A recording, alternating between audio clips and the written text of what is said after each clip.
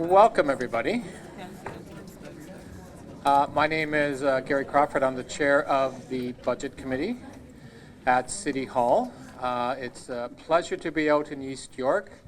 From my experience, I don't think we have ever been out to East York as part of the Budget Committee.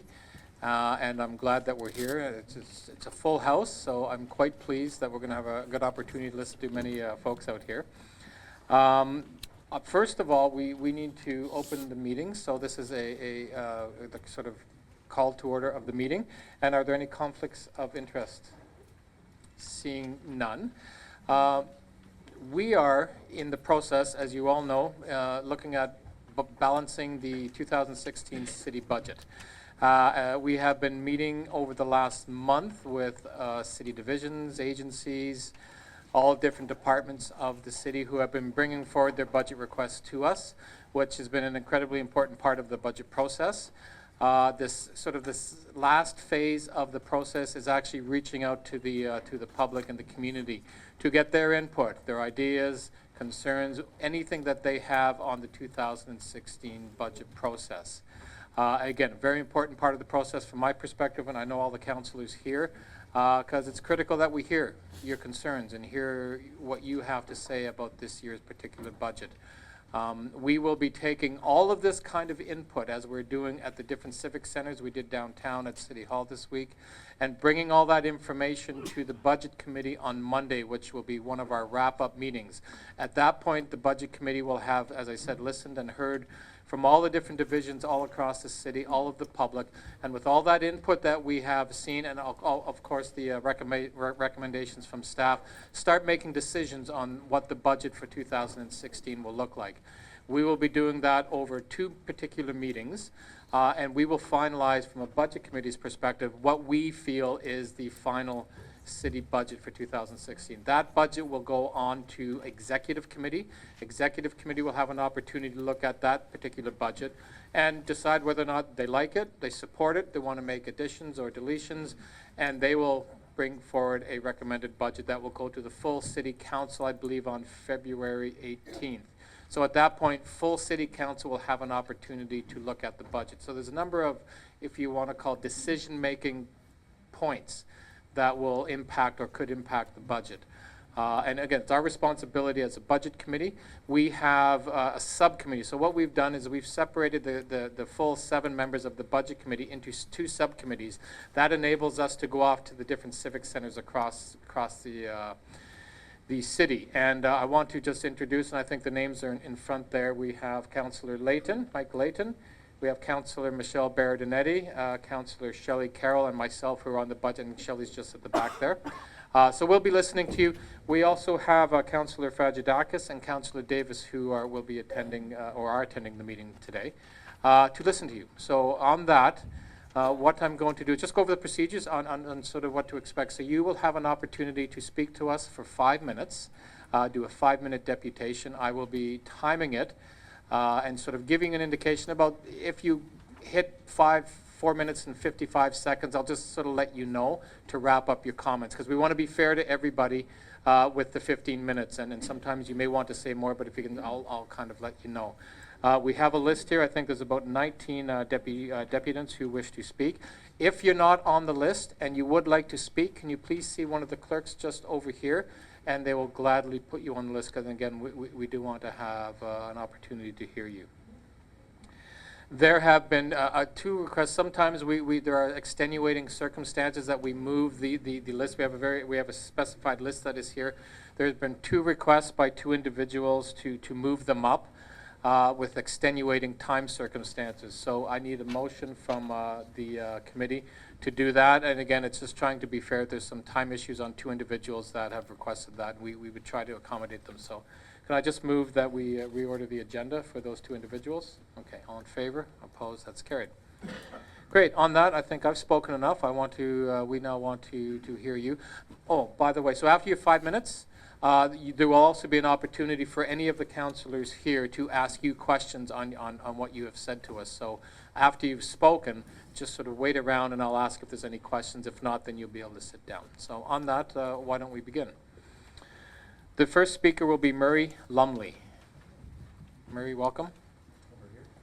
Yeah, you'll just go over to the podium over there.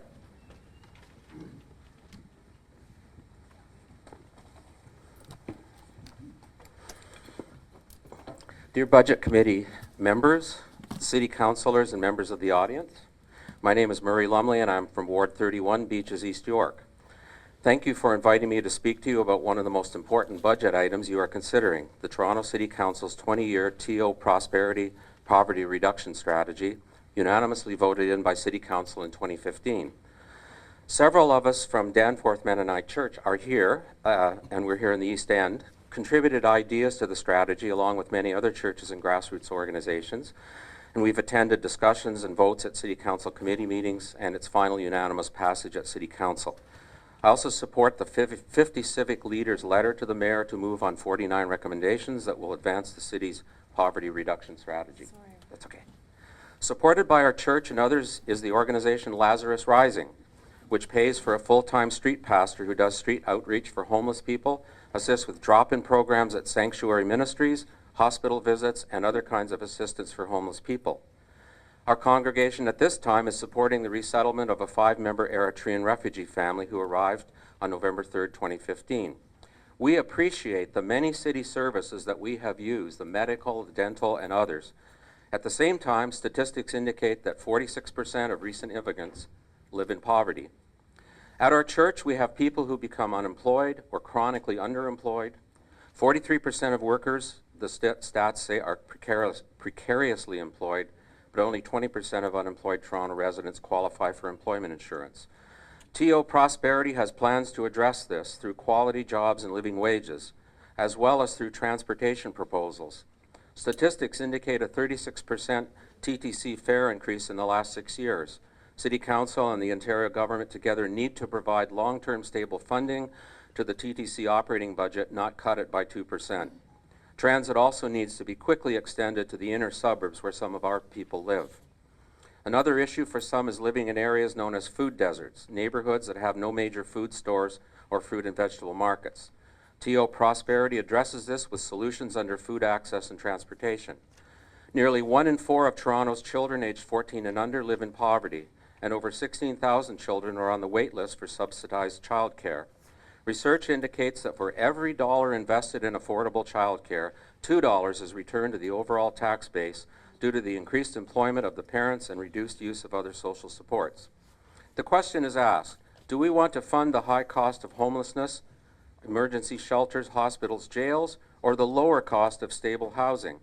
The backlog for affordable housing in Toronto is 95,608 households. It will take at least 25 years to clear this backlog at current rates of finding affordable housing. United Way research shows Toronto is at risk of becoming the income inequality capital of Canada. Other research indicates that the happiest societies in the world are those where inequality is lowest. Not only the poor in those societies do better, but the well-off economically also benefit through living in less violent, safer communities with health outcomes and lifespans better for everyone. Let's make 2016 the year of paying for stuff. There are service enhancement improvements approved by Council, including the poverty reduction strategy, that are unfunded. The TO Prosperity Poverty Reduction Strategy requires new investment of $75 million to implement it for 2016. There is a shortfall of $69 million. The City of Toronto Act gives Toronto a variety of revenue tools to pay for services that 13,000 citizens of Toronto in 2011 overwhelmingly said they wanted to keep. And I've included a list of the revenue tools, but I won't read them. My son and I share one car, so the $60 vehicle registration tax would mean no more than 2 weeks of Starbucks coffees once per day for one of us. The $66 million raised would almost take care of the TO Prosperity cost for 2016. I believe these tools are affordable. Mike Balkwill, provincial organizer for Put Food in the Budget campaign, pointed out that the 5 big banks are giving less than 1/1,000,000th of their bottom line to charity. Another huge loss of revenue for services is the documented illegal offshore banking used by some wealthy Canadians to avoid making their investments in services, as well as some of our favorite corporations like Starbucks and Apple, who move headquarters to low-tax jurisdictions. Some estimates have it that Canada is losing $10 to $20 billion in lost tax revenue per year, leaving middle-class Canadians to pay for necessary services for all.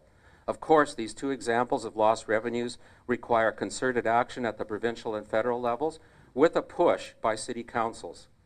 Now that Council has unanimously approved TO Prosperity Poverty Reduction Strategy, I hope you will vote to fully fund it as an investment, keeping in mind the huge return in living potential.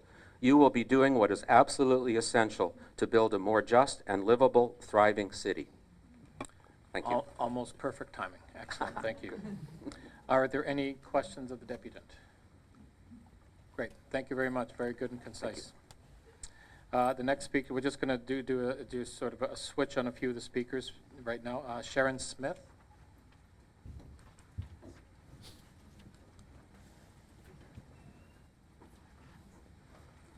Welcome, Sharon. You'll have 5 Sharon minutes. Smith.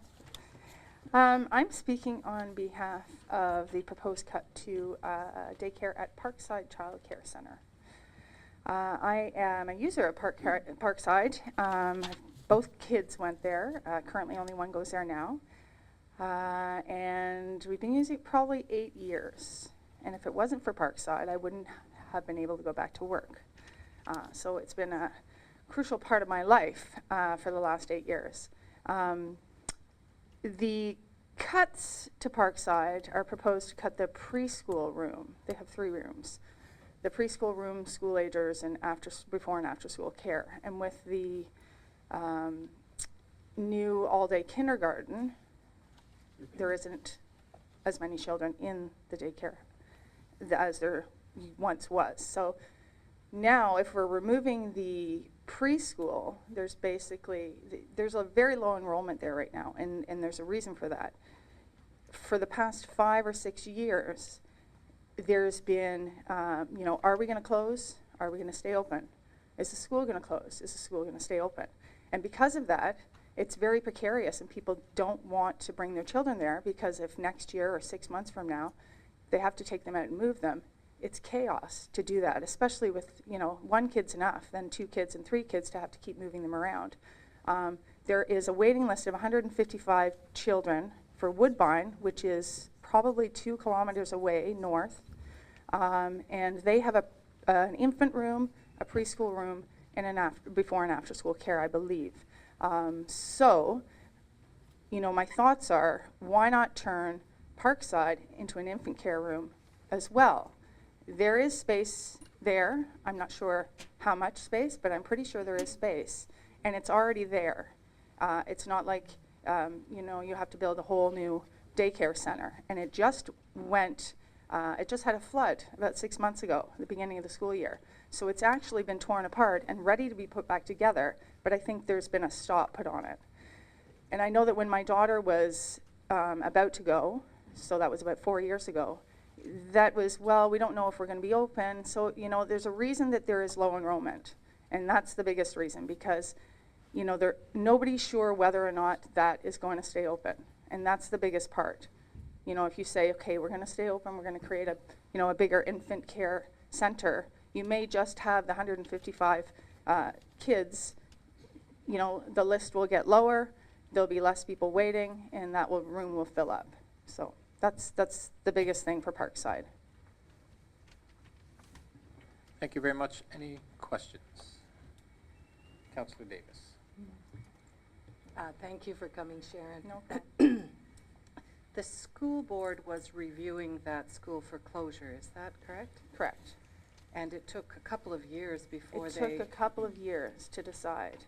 And Right. since then, what they've done is change the boundaries in the area, and they have kept the school open.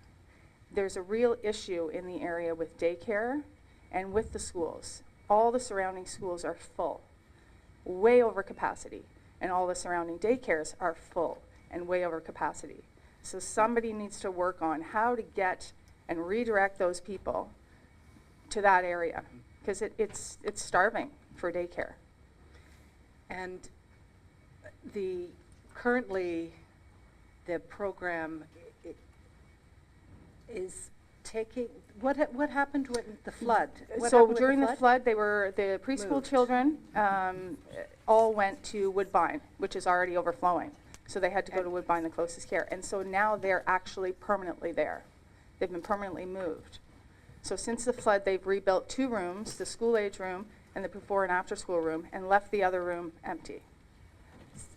Okay, so the parents that have been moved, though, might be quite willing to, Come back. are still going to the school, is that correct? They're still going to the school, Okay. yeah. So All they're right. making other arrangements, which is So your difficult. point really is there, you think that center should look at the age groups served, and there's room to look at changing the age group, and the community wants to Absolutely. keep it open. Absolutely. The community needs that daycare. Okay, thank you. Yes, thank you. Councillor Carroll has a question. Yes, hi Sharon, thanks for coming. No problem. You're aware, it's not just a matter of your center closing. There's an efficiency in the children's services budget of 12 positions, but it's outlined here as if it's, as a result of full day daycare, the need for them has evaporated. But there's an actual real reduction happening in a place. Yes, absolutely. Yes, yeah. When it's needed most. And I think that's where, I thought that's where we were heading. Yeah. The province was heading to somewhere in that direction, but to take it away is going in the opposite direction. Often we have So- to push the province in that direction That's right. with our own actions. That's right. So, just so that people are clear, because most of us are visitors to East York. Right. Where Parkside is sort of a little pocket. We don't all drive by it. Could you Nobody really knows where it is. do you want to describe It's a sort whole of who's marketing, moving it's a in? marketing issue. So the whole Yeah. area has been gentrified, and people are moving in, lopping off the roof and building. And there's going to be kids everywhere, and there's going to be nowhere for them to go. Schools, there's Yeah. already an issue with schools because they're over capacity and full of portables, and that's been a big issue before. So Right. now we're starting down the other direction with childcare. There really isn't anywhere to go. A lot of people are using just home care or whoever they can find to watch their kids. And there's an income issue in the area too. So you've got quite wealthy and quite low income. Yes. So that's part of the problem as well.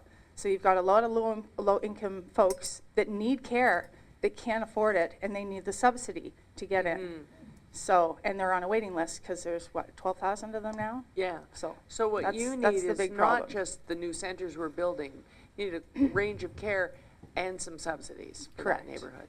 Okay. Correct. Thank you so much. Thank you. Thank you very much. Just want to acknowledge Mayor John Tory, who's also in the audience listening to your deputations today as well. Next is Michelle Langlois. Michelle, welcome.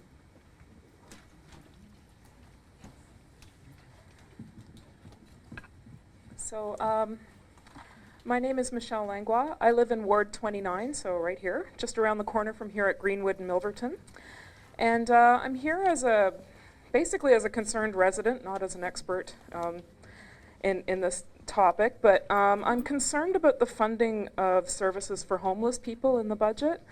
Last year around this time, we had, I think, 2 or several homeless people who froze to death in the streets. And this year in 2016, for the first time, we have warming centers that are open 24 hours a day, 7 days a week for all of January and February. My concern is that in this budget, I understand that there's no provision for 24/7 warming centers in January and February of 2017.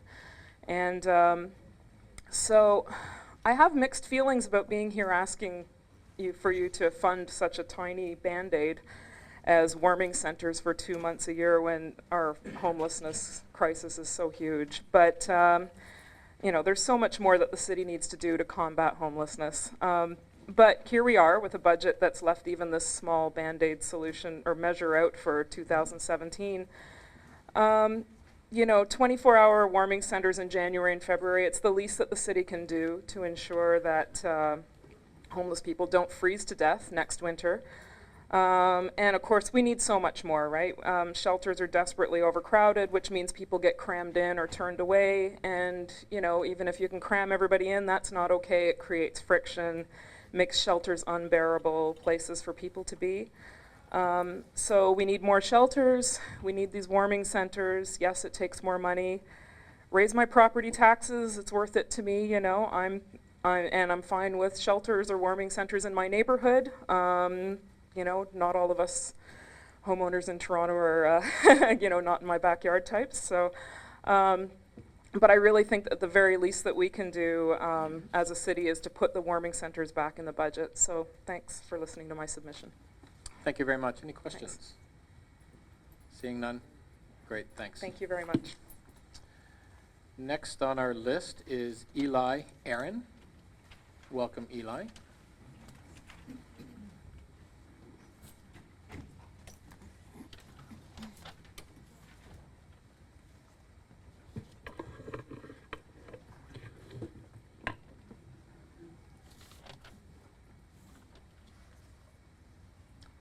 There we go. Okay, thank you.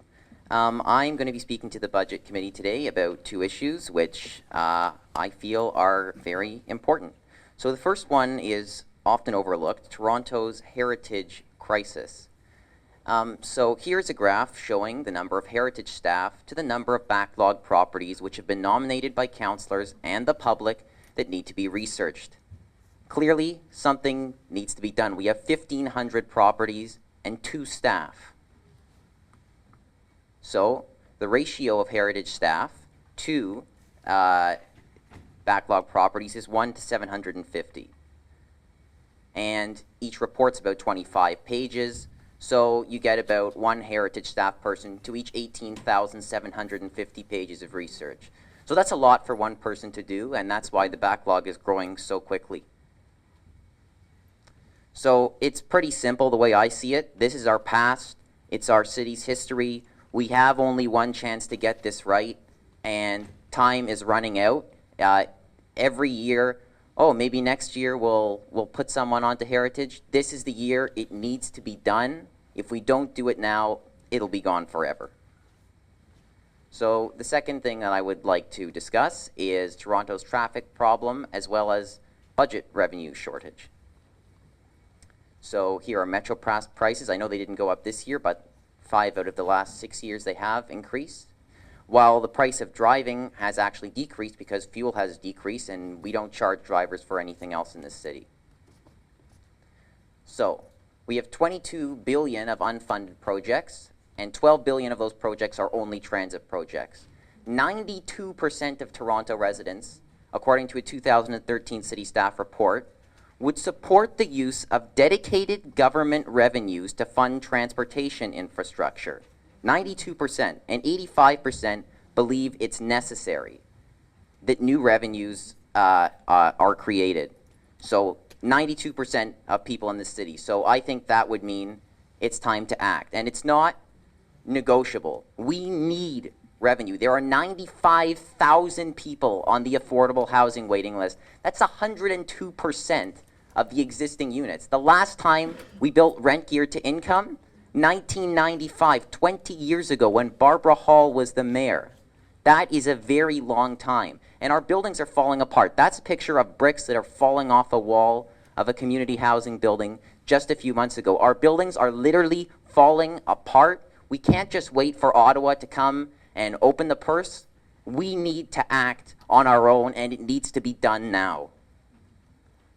So how do we get this new revenue? Property tax is regressive, although it's based on how on what your home is worth. If someone buys a home for a low price, they live there for a long time, the value increases. Now they're on a fixed pension, and taxes are going up and up and up, and they're forced out of their home. It's not an option. Property taxes are expensive enough. Sales tax hurts lower income residents disproportionately more, and transit fares are already becoming unaffordable.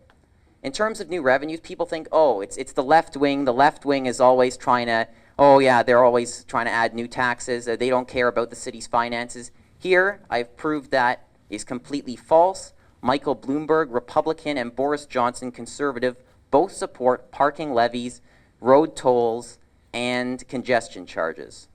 So the public's top 5 choices from that 2013 city staff report: highway tolls, parking levy, congestion levy, vehicle registration tax, and fuel tax. Add those together, we have nearly $1.5 billion a year in untapped gridlock fighting revenue. Insanity is doing the same thing over and over and expecting different results. For the longest time, we have not changed anything, and the traffic is getting worse and worse and worse. Retiming a few traffic signals is not going to solve this crisis. We need to take action, and it needs to be done immediately.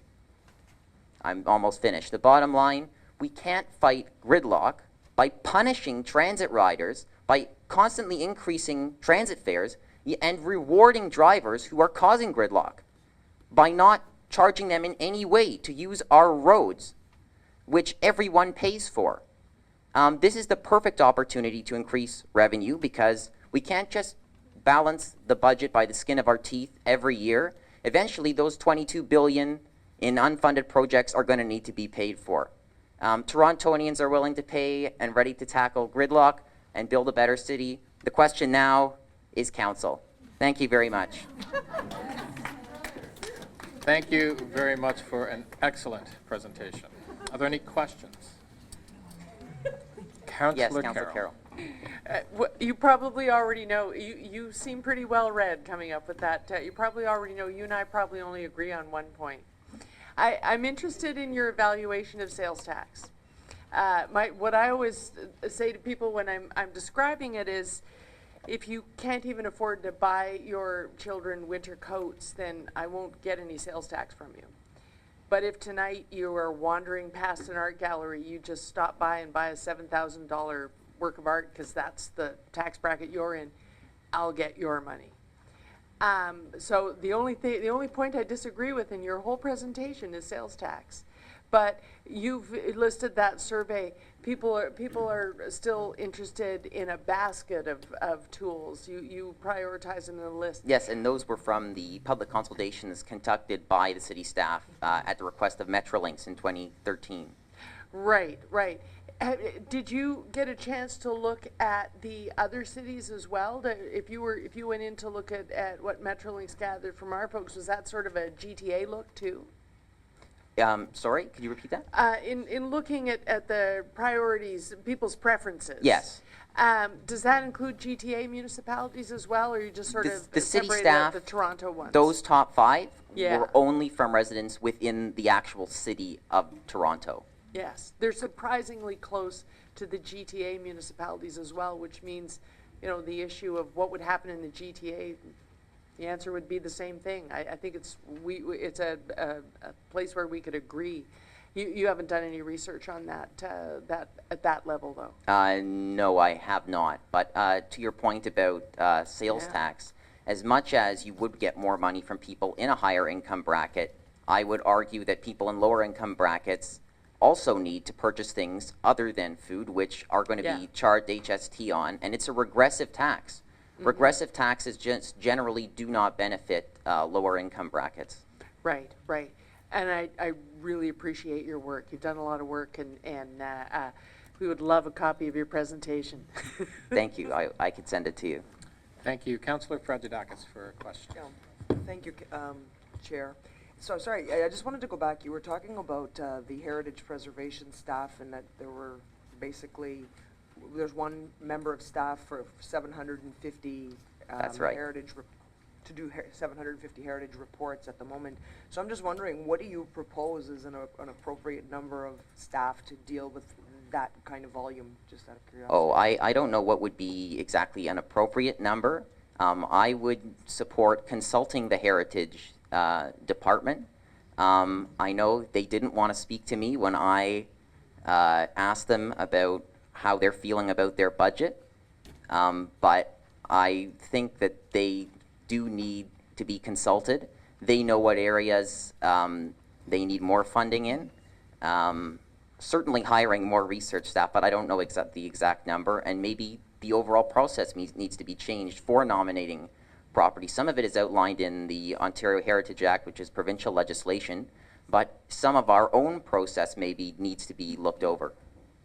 In terms of what, going from a listing to a designation, or what are you suggesting? I would say even the way it just doesn't seem even so efficient or easily accessible to the public. I nominated a property nearly 2 years ago. I spent days at the archives. I had to search for the original building permit. And then, you know where it is now? It's sitting on a shelf collecting dust at City Hall, while 20-story buildings are surrounding that potentially historical building on 3 sides. The Heritage Department doesn't even know about it. Okay, thanks. Thank you. Oh, Councillor Davis. First of all, thank you very much. It's very inspiring to hear a young person like you so engaged in trying to help solve the problems of the city. So thank you. There are some people who are talking about and exploring, can we build more progressivity, for lack of a better word, into property taxes with higher rates for higher assessed properties. Have you looked at that at all? No, that's actually not something I know much about, but it sounds like that could be an effective tool to eliminate the regressive aspect of property taxes. But I still think that if we want to tackle the gridlock issue, this is still the perfect opportunity to do it if we want to increase our revenue, those 5 that were listed. Okay, we'll go do a little research on that for me. Thank you. Thank you, and thank you very much for coming today. Cindy Roseboom. Welcome, Cindy. Yeah, just a question, Eli. Where are you from in the ward or in the area? I am actually not from East York. Okay. I live just north of North Toronto, but city staff, yeah, by about 6 houses in North York, yeah, just above. Excellent. But city staff told me too many people signed up for City Hall, so it'd be better to come here. There we go. Thank you. Cindy, it's all yours. Hi, my name is Cindy Rosebohm. I'm the Managing Director of East End Arts, which is the local art service organization for this area. I also live a block that way, so thank you so much for coming out to our area of the world. First and most important thing I wanted to say to you was thank you so much for your support, past, present, and future. The creation of East End Arts, my organization, was made possible by the city's commitment to increased arts and cultural funding in 2013. And since then, we've made great strides towards achieving our mandate, which is to unite, inspire, and enhance the communities of East Toronto.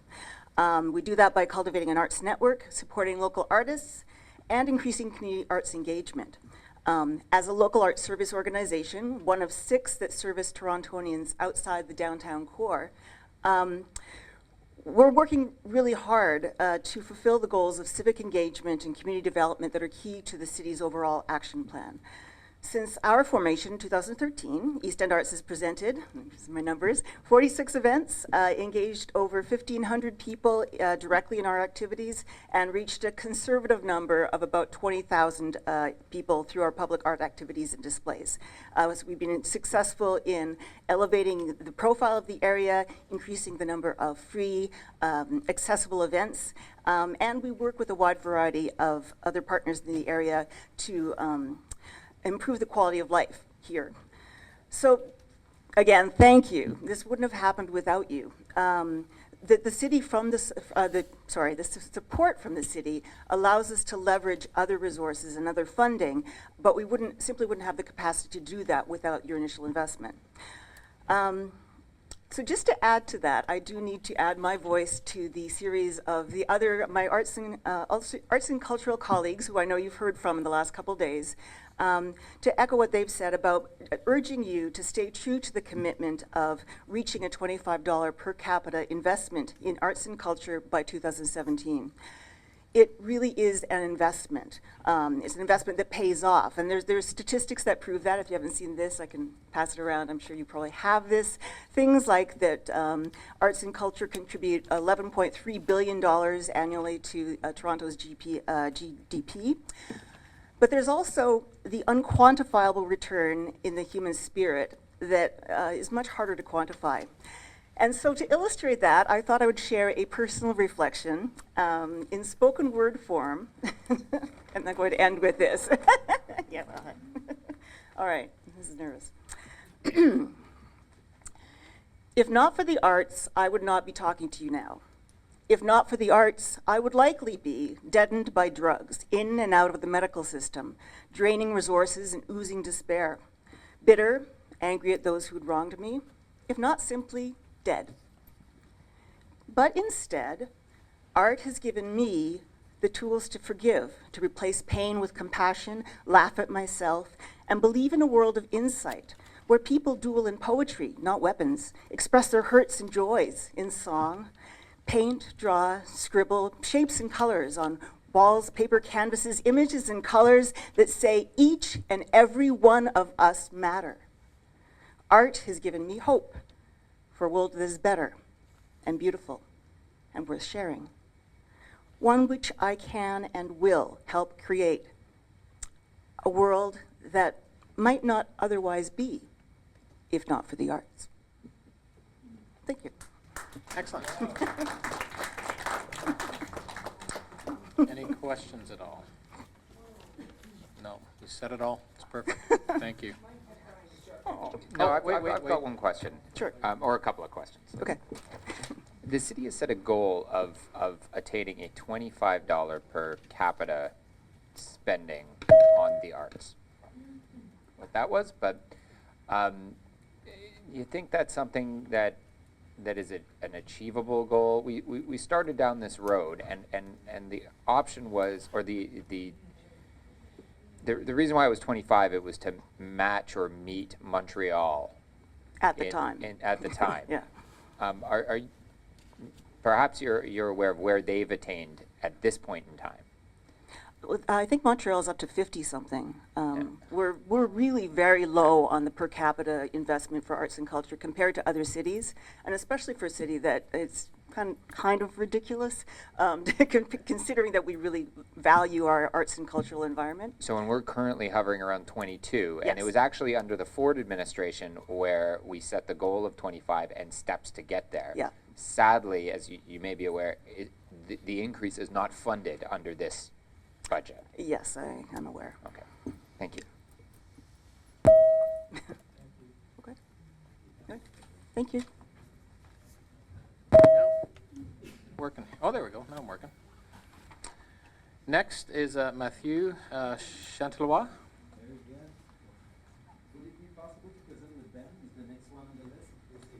If you want to do it together, it always saves a little bit of time. That's great.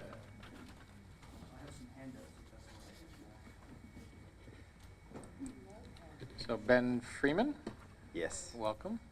thank you. Chers membres du comité, Monsieur le maire, Mesdames, Messieurs, thank you so much for having us this afternoon. My name is Mathieu Chantelois. I'm the Executive Director of Pride Toronto, and it's really new for us to actually feel that you are really listening. We have a mayor, and we have you, and we have a relationship now, and for us it's a really new and great place to be, so thank you so much for having us this afternoon. Good afternoon. My name is Ben Freeman. I'm the Director of Development for Pride Toronto. And to start off, I'm going to hand it back over to Mathieu, and he's going to talk a little bit about Pride 2016 and some of the changes that are going to be happening. Huge changes for us this year. You have it in your handout, but for you, my friends, I'll explain you a bit.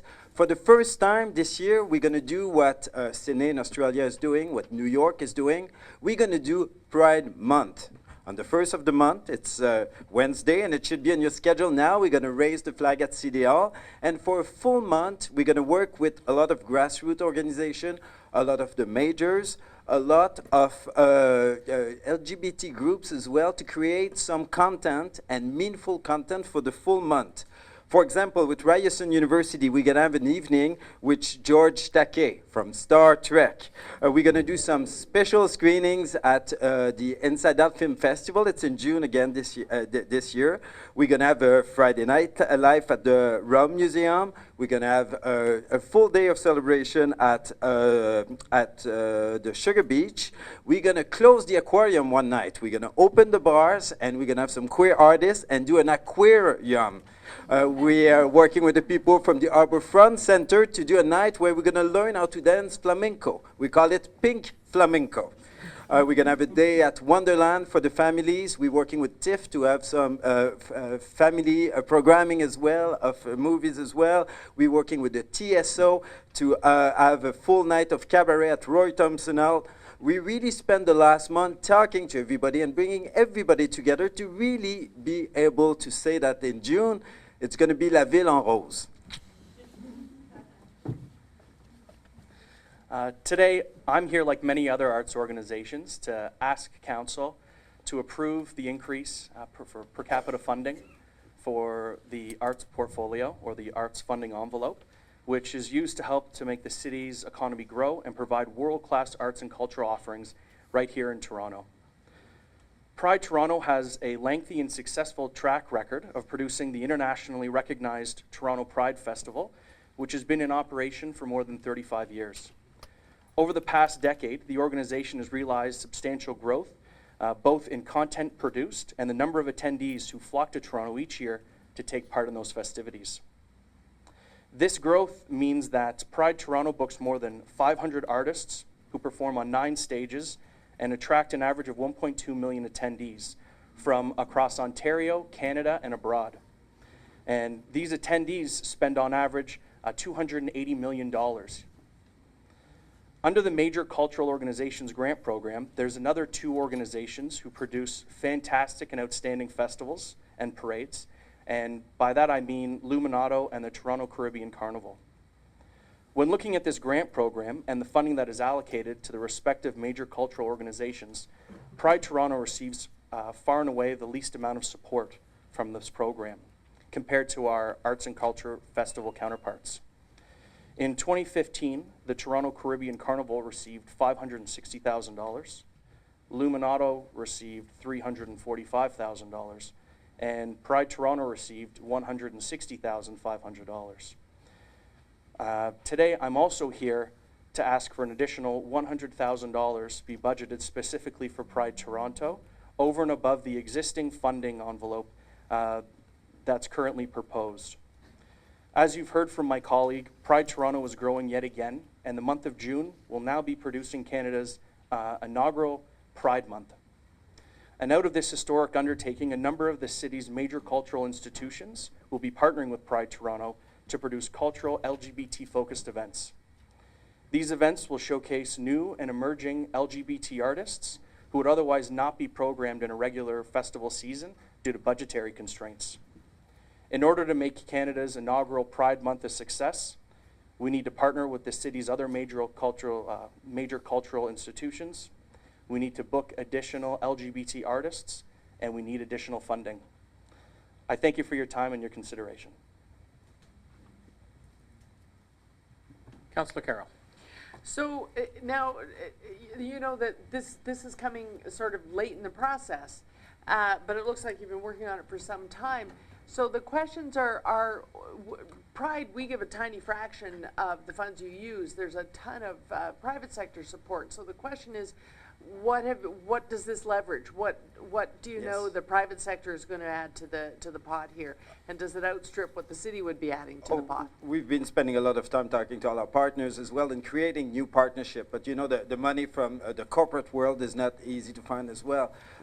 But all this being said, we're working on new programming with all the other majors, with so many other festivals, other grassroots organizations. So if we want to be able to do a full night of programming at the RUM or at the AGO, and if we want this to be meaningful, substantial, we need to give them a bit of money as well. So we're reaching out to all these partners, and we reach out to our corporate donors as well, and we have a little bit more money from them as well.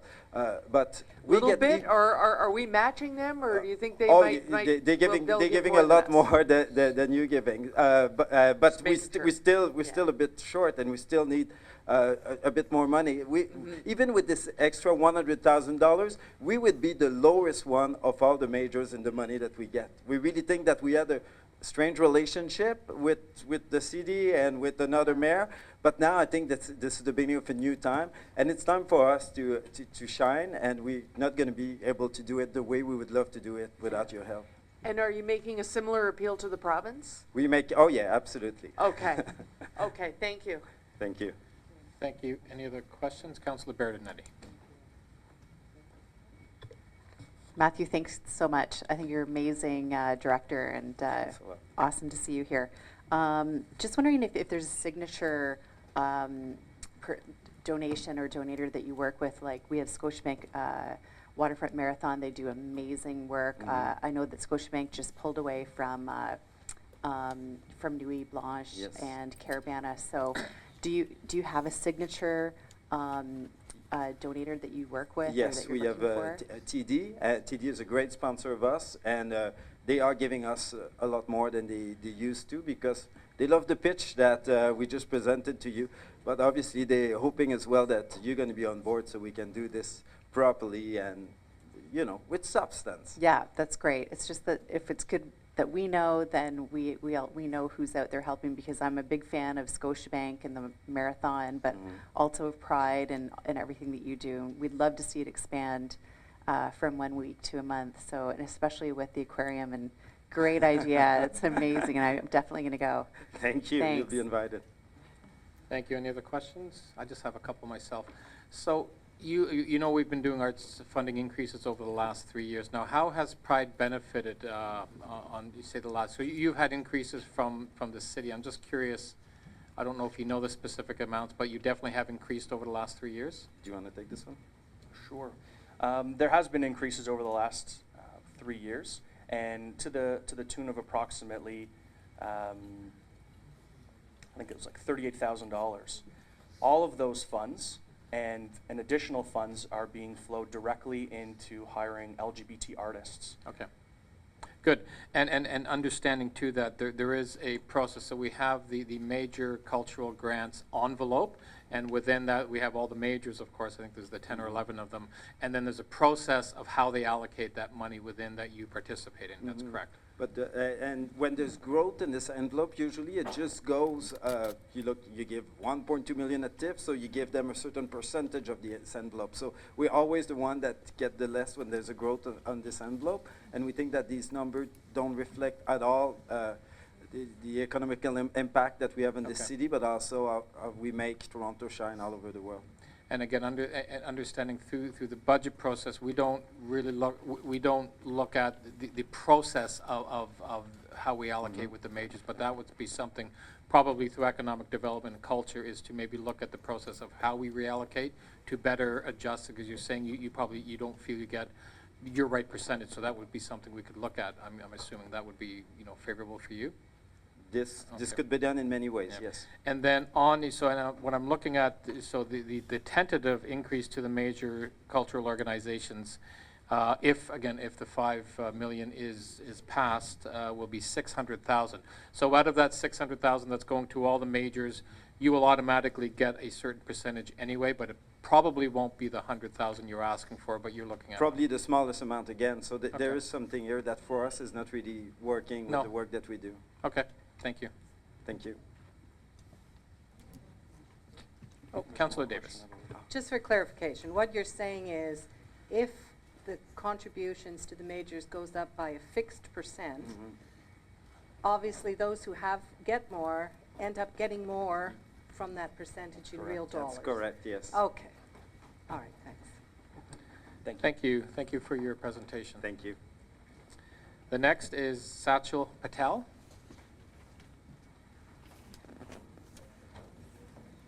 Welcome.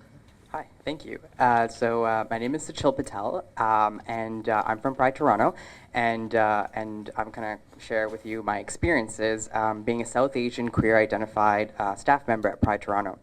So my family and I immigrated to Toronto when I was just 6 months old. I grew up in Scarborough, what was then known within a priority neighborhood, so it was called a priority neighborhood. And it was in high school when I first began questioning my identity and recognized that I was different from my peers. And it wasn't easy growing up in a neighborhood where homophobia was kind of at its prime and people weren't really accepting. And there weren't that many resources for people like me to be able to explore what we wanted to, explore our identity, explore our expressions, and explore who we actually were. So it was difficult identifying yourself as an LGBT member of the community, and it took a while for me to be able to finally come out to myself. And I came out to myself, and this is weird saying, I came out to myself. It was when I first discovered Pride, the parade itself. And I was in grade 10, and I made my way downtown and signed up to volunteer shift, because I didn't really know anyone, and I was nervous, and I didn't know what gay people were like. Being gay, it was interesting. So I signed up to be a volunteer, and I was surprised about how the festival kind of welcomed me, and how people were so accepting downtown in the city, and how it was so easy kind of being a part of the community. And that's when I was able to look myself in the mirror and say, I'm a gay South Asian man. So with having spent so much time at Pride and now occupying a role as a staff member, I'm confident that extra funding for the organization will not just support the organization itself, but will support individuals like me who are still in high school, who are still trying to come out to themselves, who are still having a difficult time living where they live. And Pride taught me that it was okay to be who I am, to do what I do, and to love who I want, and I think it's time we don't leave anyone behind. Thank you. Thank you very much. Any questions? Sorry. Awesome. No. Great. Thank you. Next is Afrana Javed, Amberin Wagani, Rifat Khan, and Dana Sadiq. Now, you're all together. I'm just wondering, are you doing a... We are two together right now. Oh, two together. Okay, so you'll come up and do Yeah. one presentation between two of you? Okay. And if you can just give us your names. Thank you for giving us opportunity to speak over here. We are from Thorncliffe Park Public School Morning Meal and Breakfast Program. I'm Tabassum Dana, and I'm Afrana Javed. we are representing our school over here. We are from Ward 26, and we would like to say thank you, give your thanks opportunity to you for providing us such immense support for running this program in Thorncliffe School. And it's been in 9 years we have been working in this program, and our school program is, we are serving about 2,000 kids from kindergarten to grade 5, and we're serving snack about five items we do serve over there. Our grants is, our request over here is to additional grant to support the program, and the request is to, as because of the price has gone so high, and for supporting the healthy snack program in the school, morning breakfast program is sometimes crucial for us to sustain. So our morning meal and breakfast program serves 3 items per day, and we are set according to the guideline of the Student Nutrition Program. And we do, recently, due to the high expense, we are not being able to provide varieties of food, fruits and vegetables to the students.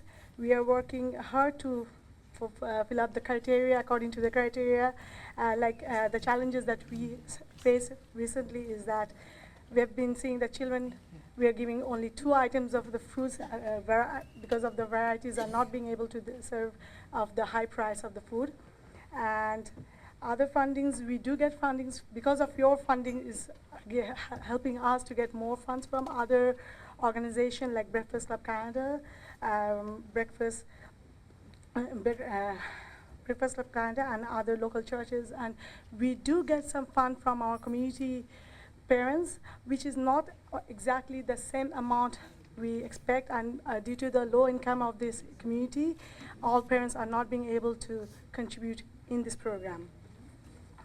Our program volunteers, we have community moms, community parents are coming to the programs. Apart from that, we do also get corporate volunteers, and school teachers also helps us in running this program.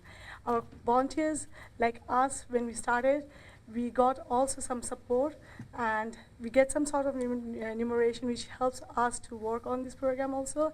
But this gave us a lot of parents, and as a newcomer area, opportunity for parents to learn, speak up, to get to in the neighborhood, to the system of Canada. So this program is helping various ways apart from nutrition program, what we're doing to the parents and also the students.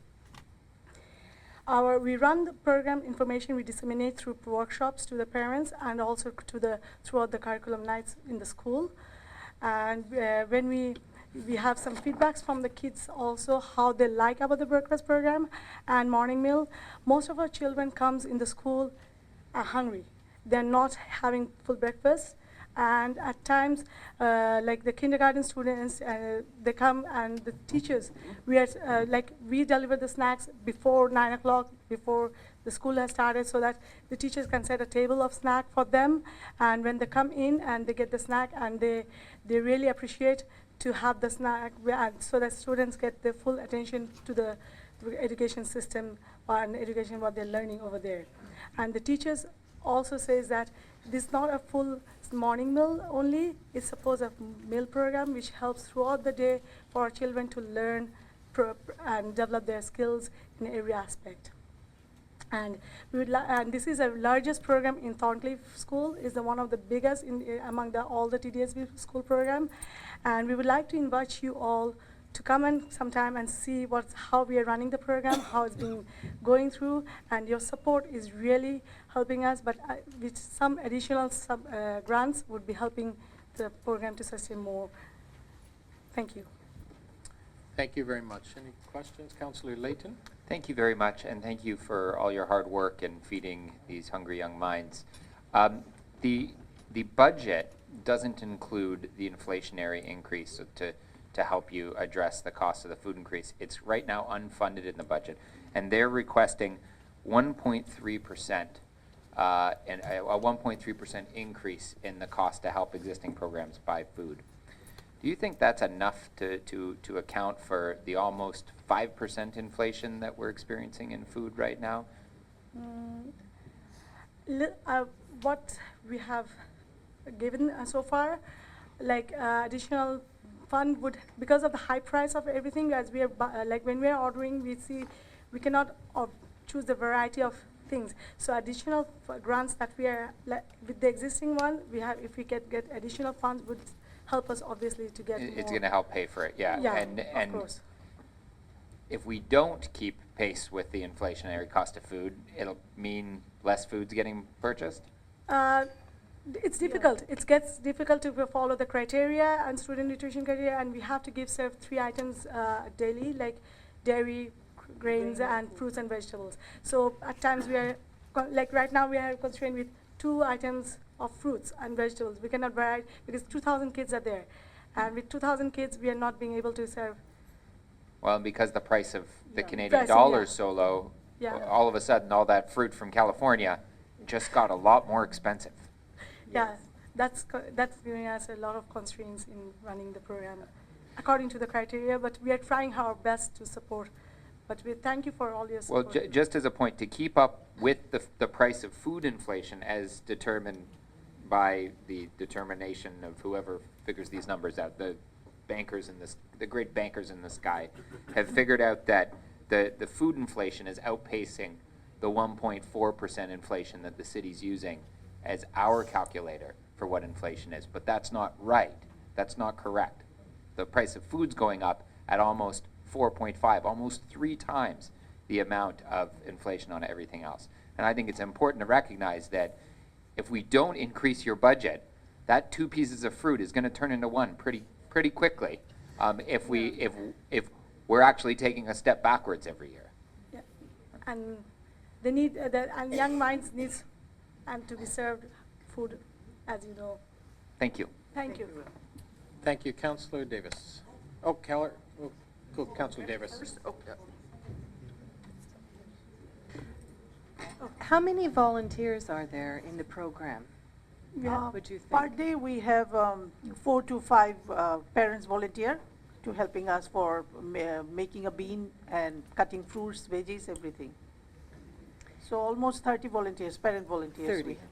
Okay, for 2,000 children, that's Yes. amazing. Like 650 in, Oh, yeah, yes. 650 in kindergarten program and 1,350 in grade 1 to grade 5. How many in kindergarten? 650. 650 50 kindergarten students alone. Always blows my mind. Like We are more than 5 school together, like Five times 5 times higher. higher than other school. like when we run with the like if the kids don't see the empty trolley, they say, "Where is our food? What is going to be served?" Like they look for the food. They love to come and have this healthy food. And would you have any idea the percentage of the school population that are newcomers? Like not exactly I can say, but it is a new immigrant-friendly area, so we do get admission every day. It's not there's no stoppage of admission that we see in the office. Every day there's a new Every child. day, but the class list, we had the teacher sent a note that I have increased 3, I have 1 moved, like all the time they have. Increase of number of numbers students are there. students. And turnover as Yeah. well. Yeah. Yeah, so lots of new families coming all Oh, the yes. time. All the time, all the time. Yeah. Okay. Okay. Thank you for the work that you do. Thank you. Thank you. Wait, I think we have another question from Councillor Carroll, I believe. I just wanted to ask this question because I asked it last night of a school in Scarborough. Who talked about how big their school was with a total of 750 students. You have 2,000. But they came to speak to the city even as they delivered the program. They weren't aware because often you're getting your money from something called the Toronto Foundation for Student Success, and they say go and speak to the city each year. They weren't aware, and I'm wondering if you are, that you get to speak to us every year about the budget, but in fact we only make up about 15% of those funds that you get. Another, 16 now is coming from the province, and 70% of it is being raised by the foundation from the private sector. We're just the only ones that provide an opportunity for you to come and tell us it needs to be more. But I don't know if you're aware, when we do raise it to address inflation, historically, the province then says, oh, I see, and they raise theirs a little bit, and the private sector donations actually do come in strengthened and all of their other in-kind supports. Were you aware that those other partners are actually putting in more than the city? No, city and the province support is the main support that we are getting. For the you guys, program. and also that real estate board, like our school, real estate board also support in breakfast program. Right, but when you get that check that comes from the foundation, they say it's been raised by the city. In fact, a lot of it is coming, business partners put into the foundation with our money, and they put in far more than us at this point. We do not know about the money because our main coordinator, she's not here. She's doing that all paperwork and everything for the bill and budget and everything. Yeah. So sorry for that. So one other question about the way you operate your program, and I ask it because we're hearing as budget committee members, we're hearing this growing conversation, and it's not any of the councillors here. There's some very supportive people in this room, but it's because people forget the history after all. We did a long evaluation years ago about whether or not it would be efficient if instead of having the universal program, if you're hungry, if you want food, come and get it, there'd be no stigma, and it's easier to run if it's just universal. Any child who's hungry can come and get the food. There's a growing conversation with some of our colleagues, why are you not means testing? In a school with 2,000 students and 650 kindergarten students alone, how much would it slow down the program if you had to stop and figure out who's deserving and who's not in Thorncliffe Park Elementary School? You would have, it would take you a long time to figure out which of the 650 kindergarten students, which of you 4-year-olds is poor enough to be fed today. That would be very hard for you to do, would it not? Like when we ask parent contribution about a $5 a month, we get all the fund from the parents. We ask contribution from them, but we exactly don't get all the families that Most of them, they just write a note that we want food, but I can't able to pay. But those that can do, because they appreciate it. Thank you. Thank you. That's very helpful. Thank you. Thank you. Thank you very much for coming. Now, I just wanted to clarify, there were 2 more names from Thorncliffe School. Were they coming to present, or is that pretty much all of them from Thorncliffe? Okay. Next is Sharon Morgan.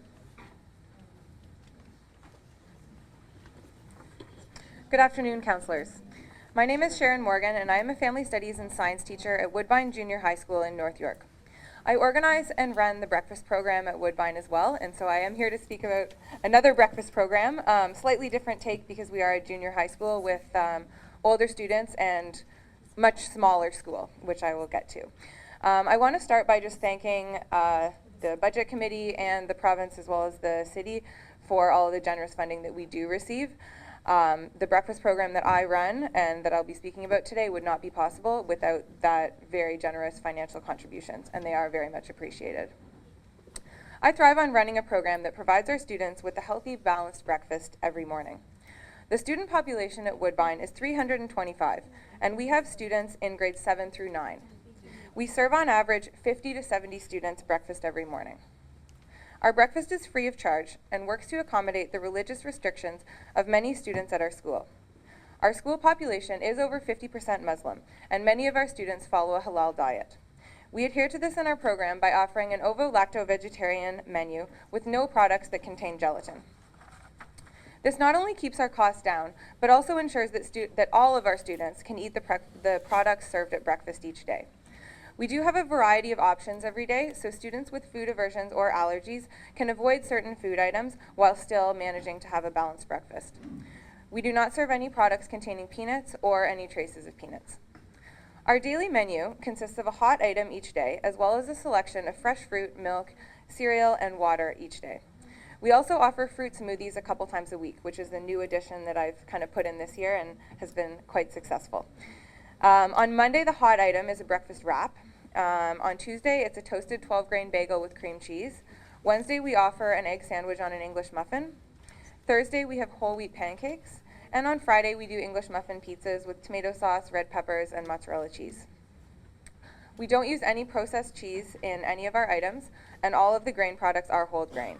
And this is also one thing that I've changed this year. When I took over the program in 2013, many of the items on the menu were only white grain products, things like Wonder Bread and that kind of thing. We also used a lot of processed cheese, and we had a lot of highly refined sugars within the menu, so in the form of jams, table syrups for the pancakes that had no amount of maple syrup in it whatsoever.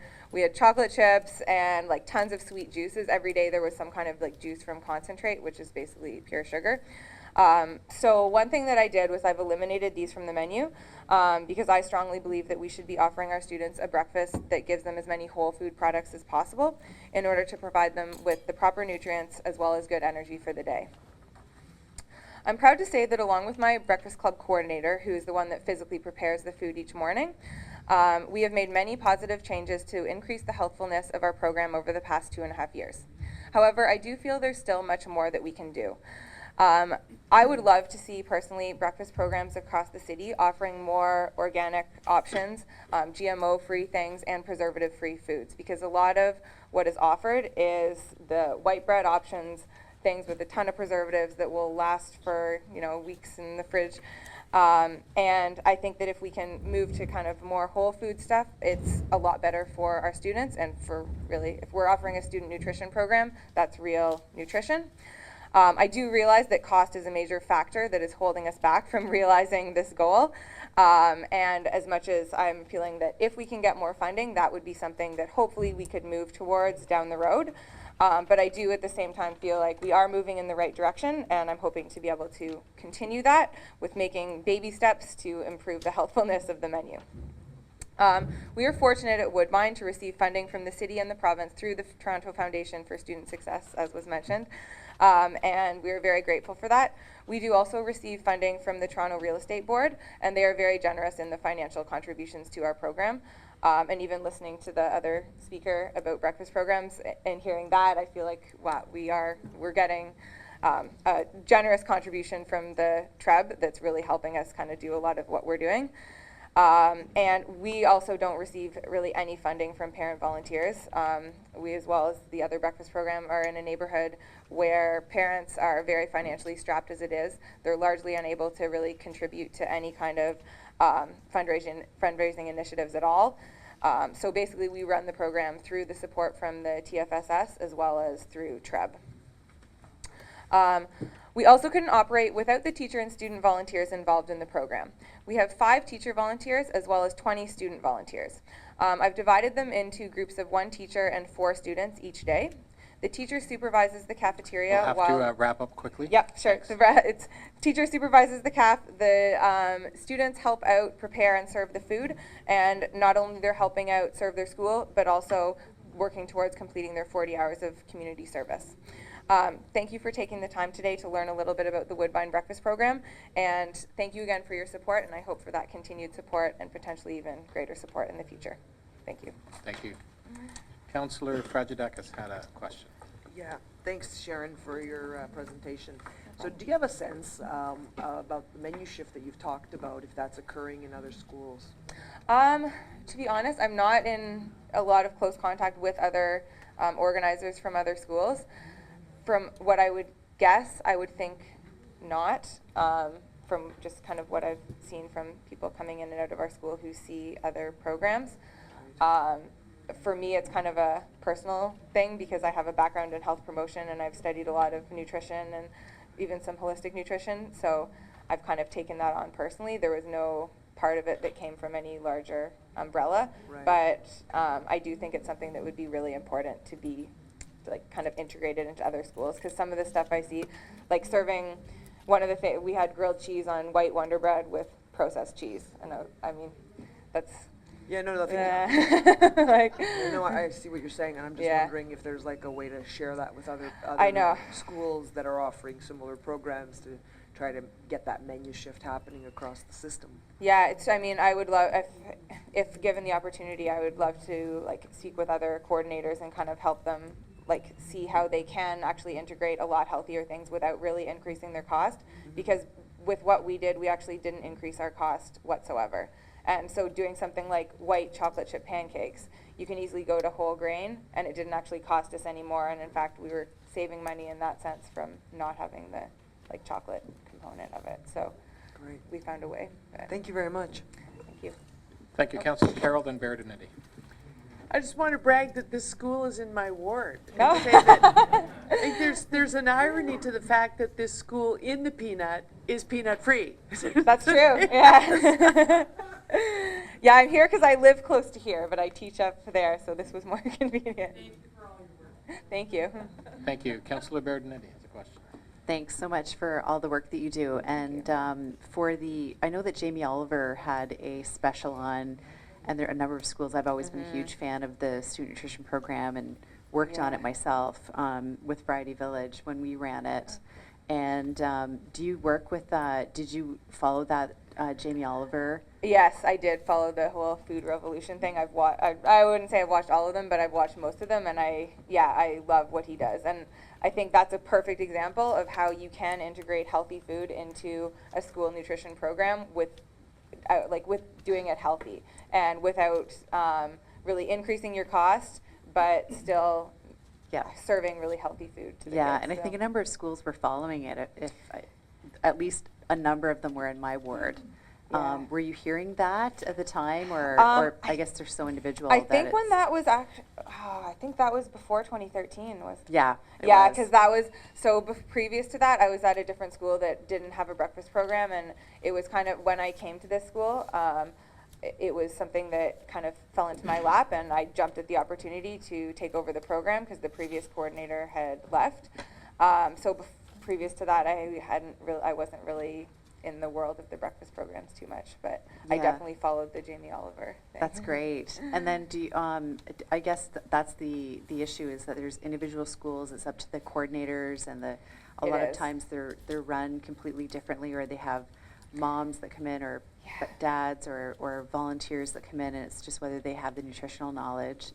I think that's exactly what it is. It's really coming down to whoever's running the program, if they have like the interest and passion to want to really say, like, let's make this program as nutritious as possible, and that requires a lot of knowledge about what actually is nutritious, because even when you certain packaged food items and things that are low fat and sugar free aren't necessarily that is so great true for you, right? Yeah. And I think so it's kind of having that knowledge, which is hard to get.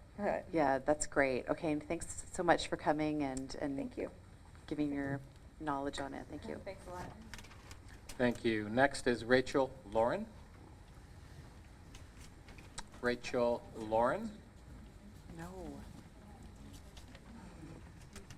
Yes. Oh, no, actually, you know what it is? There's Rachel Lauren and Rachel Lauren Clark, so either of you can come up, yes. Yeah, because that's really good news, so yeah. No, I think I'll just give you 5. Okay, but thank that's, you. It was good I appreciate it was a the good 5. try, though. Yes. Oh, I'm here twice, yeah. Thank you for having me here today and for all the work that you're doing. My name is Rachel Lauren Clark, and I am a transgender advocate and trans woman. I'm here today, you probably already know of the harrowing statistics for trans people in this community. I don't want to go through my rather verbose resume, but what I will tell you is that I'm the secretary of the board of directors for Pride Toronto, and I live in Ward 31. Pride Toronto has been giving transgender people a safe place to express their gender identity for decades. Needless to say, Pride remains an important part of our DNA as an important part of our DNA as a community. From discussions on how to forward human rights for one of Canada's most marginalized communities to set up safe spaces for trans people and participation in community-based events like the Pride Trans Community Fair. Give transgender people such as myself a purposeful means, community building, that we are so often excluded from other spaces. The Trans March is unique to Pride Toronto in many ways. First of all, I think it's one of very few trans marches that happen around the world. It's also the largest trans march in the world. Last year there were over 5,000 participants. It allows people who can't come out due to very real fears of transphobia and not having safe spaces to participate in, who can come and participate in a public forum without fear of retribution. It's imperative that this important work for the transgender community in Toronto continues. You should also know that many transgender people also identify as gay, lesbian, or bisexual, and are vibrant, active members of those communities. Understanding the diversity of and hearing the differences between gender identity and sexual orientation are important teaching tools to a community who often sees these things as synergistic. The Board of Directors of Pride Toronto represents this important diversity. It is important for me to point out today that 1/3 of Pride Toronto's board members are from the transgender community, and we are representative of a gender diverse group of officers, one of whom, myself, is transgender. And I am the only transgender officer of any major trans organization in the world. Pride organization, excuse me. It's my view that Pride Toronto is representative of a larger narrative, that we are trailblazers, and knowing that there is much more work to be done. I'm asking you, therefore, to increase the amount of funding for Pride Toronto so that important work for our transgender community can continue, and the City of Toronto can continue to make an investment in providing for and being trailblazers for one of Canada's most marginalized communities. Thank you. Thank you very much. Seeing no questions, thank you. I appreciate your time. Next is Elise Milani.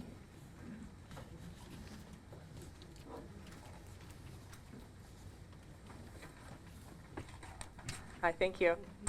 So my name is Elise Milani, and I was actually just recently hired with Pride Toronto and one of their former volunteers.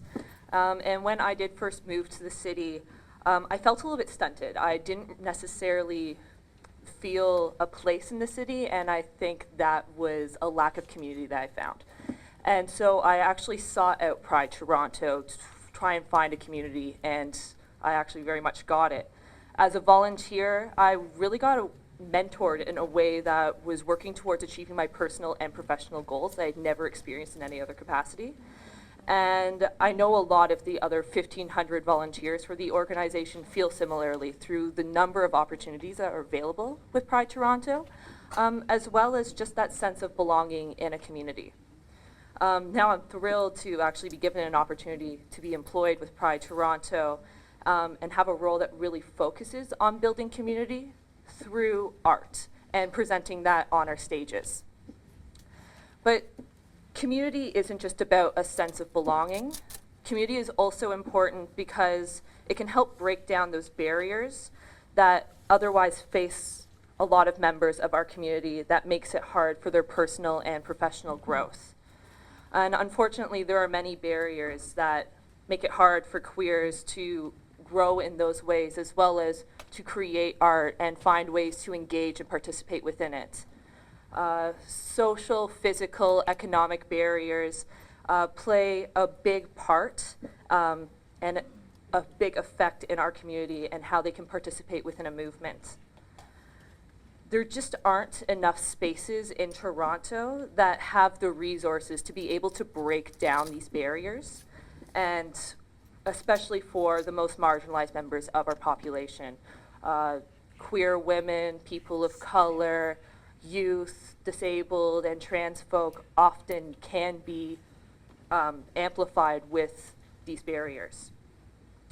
So as the largest Pride organization in North America, we don't just have a responsibility to break down these barriers, we have an expectation.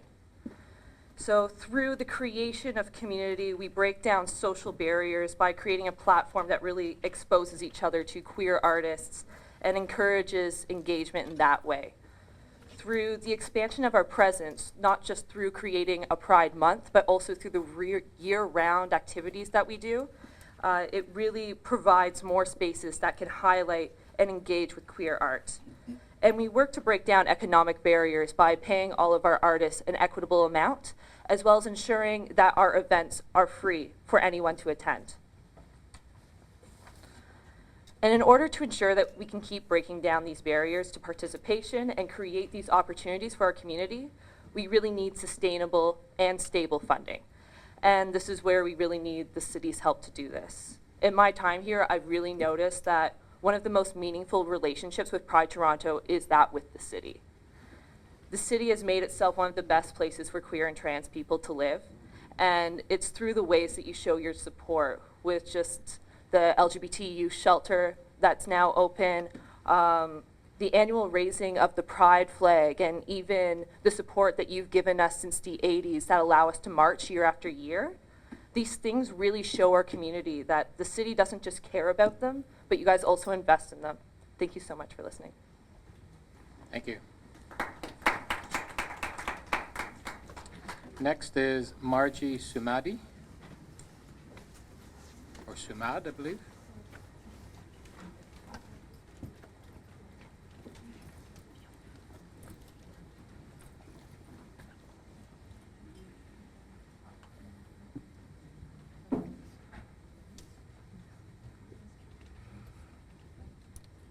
Well, thank you very much for this opportunity to speak to you. My name is Margie Sumad. I want to speak to you about lack of housing and homelessness. I came to this country in 1980. I lived for 12 years at Yonge and Lawrence, and for the last 23 years at Coxwell and Danforth. This is a great community to live in. People from different countries in Africa, Latin America, and Asia have stayed in my home over these years. One thing that they're all becoming aware of and are shocked by is the fact that people sleep outside. This is particularly noticeable in the winter, of course. They don't notice that health risks are actually greater in the heat of summer.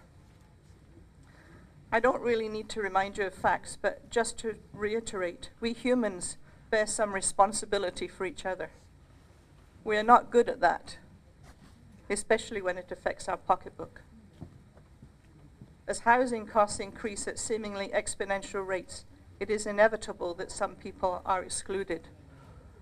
The Facebook on my street this last few weeks, because of the news of Starbucks coming into our community, is that our houses are going to go up $100,000.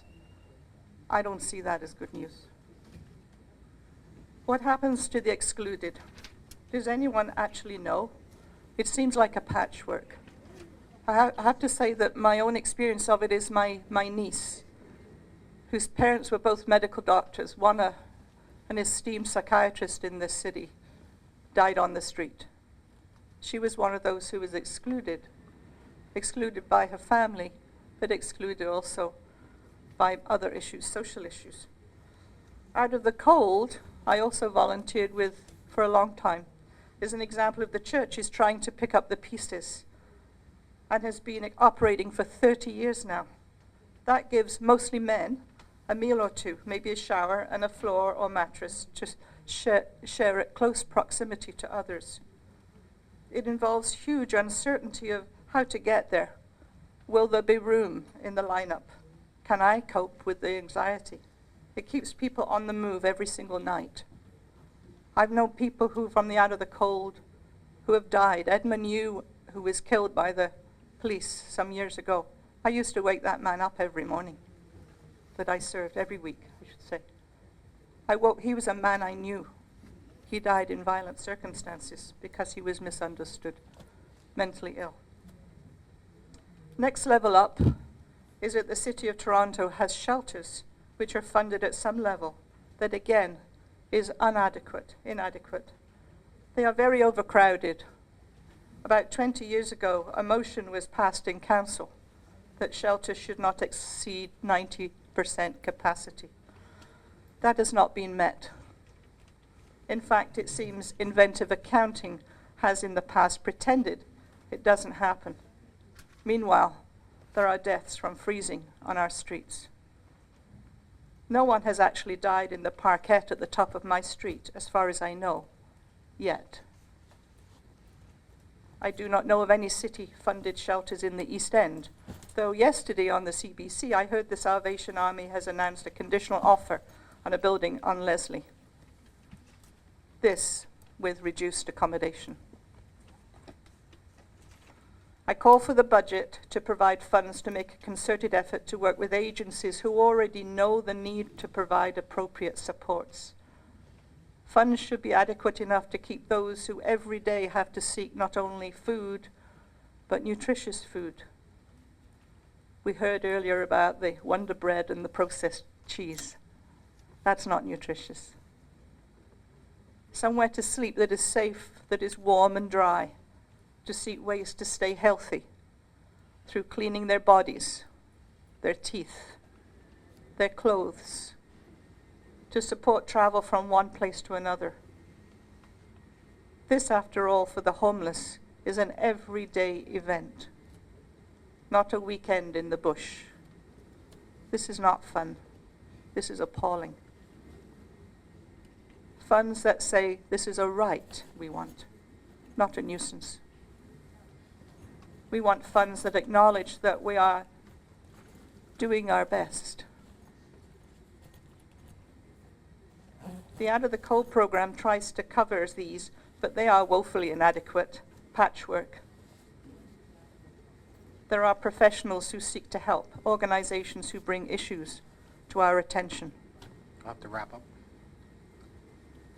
It is down to us, the listeners, the citizens, the ones who walk by, to say we are willing to pay for a vast improvement in the city's response consistently to the homeless.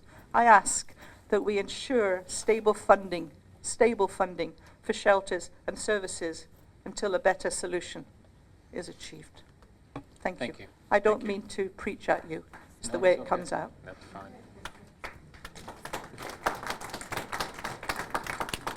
Thank you. Next is Sultana Jahangir.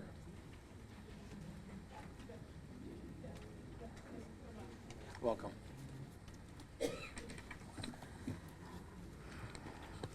Good afternoon, everyone. I just want to say thanks to before the presenter. The situation is like we need basic food, shelter, childcare, and everything. It's a very, very need right now. And the need is not getting meeting by the very limited resource that we have right now. And that is the things we want everybody's consideration. So I'm speaking on behalf of South Asian Women's Rights Organization, SORO. It is members who are the immigrant women and girls in the Oak Ridge and Crescent Town neighborhood. And as you know, these two neighborhood is the most disadvantaged neighborhood in the city. I would like to thank Council for providing fund, SORO, through an access, equity, and human rights grants, which is enabling informed participation of our women and girls in the discussion of 2016 city funding budget and also in the other civic activities. First, I would like to indicate the support of SORO and other members of the budget recommendation put forward by the Commitment to Community campaign, implementing its recommendation for 75 million in new city investment in poverty reduction, and its important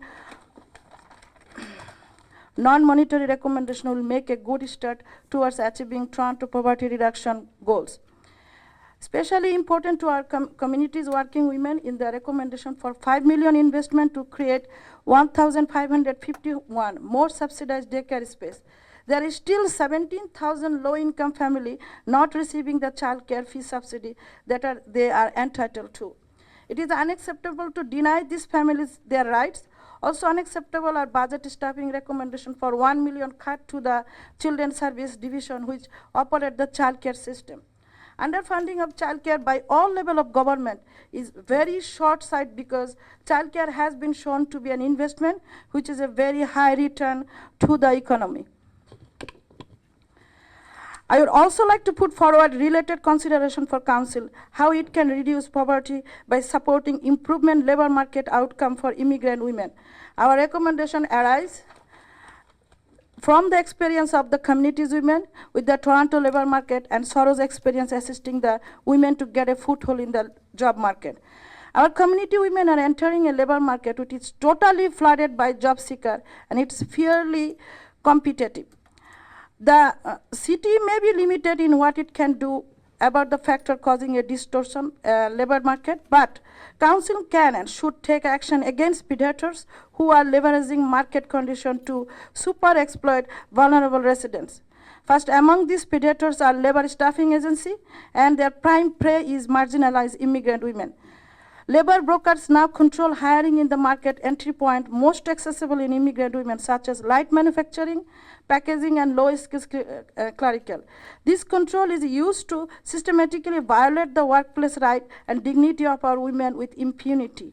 Every day, women report employer violations to us regarding employment standards, access to employment insurance, access to maternity benefit, and injury worker compensation. We request Council provide staff with funding and direction to investigate and quantitatively define control of key job market by staffing agency. Prepare recommendation for licensing and regulations of staffing agency operating in the city. Prepare a business plan for operating a city-owned enterprise which, and when necessary, provides employers with temporary staffing services which respect the right and dignity of the worker. And we don't know how we can face these things because total low-skill sector is occupied and ruled by the staffing agency. And if we cannot make them accountable, but if the city and other policymakers, they make the rules to hold their neck and then tell them that they cannot do this kind of, impunity systems in here because everybody has the right to get they are entitled to. So then it will be a place so people can work. Have to wrap Thanks, up. everyone. Oh, there we go. Perfect. Councillor Fragedakis. Thank you.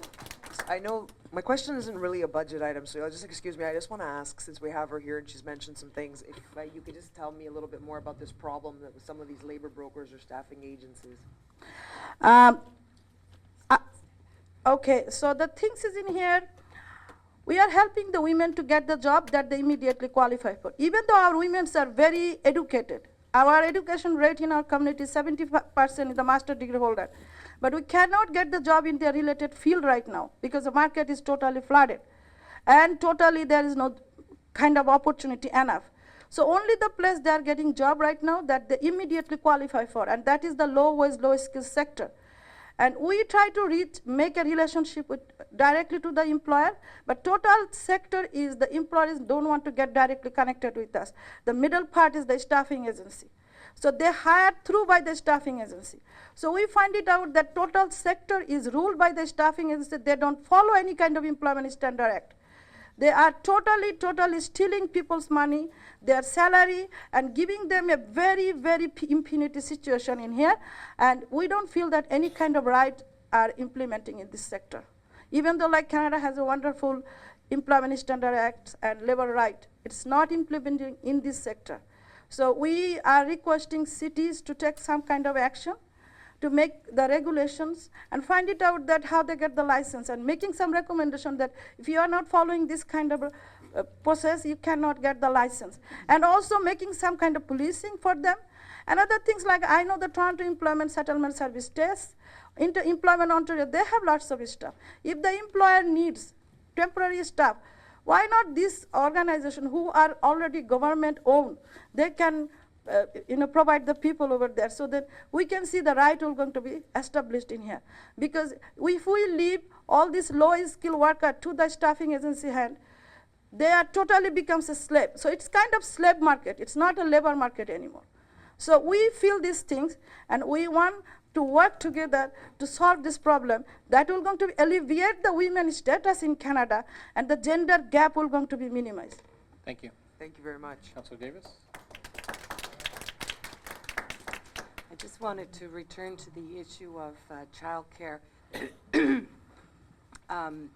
I know that you have done some outreach in the community to reach marginalized women, and particularly women from the South Asian community.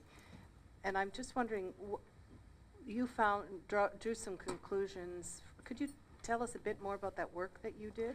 Sora has been evolving for the child care campaign long time. We had a slogan that we want full funding for child care subsidy. Because I said the 16,000 children are waiting for child care subsidy.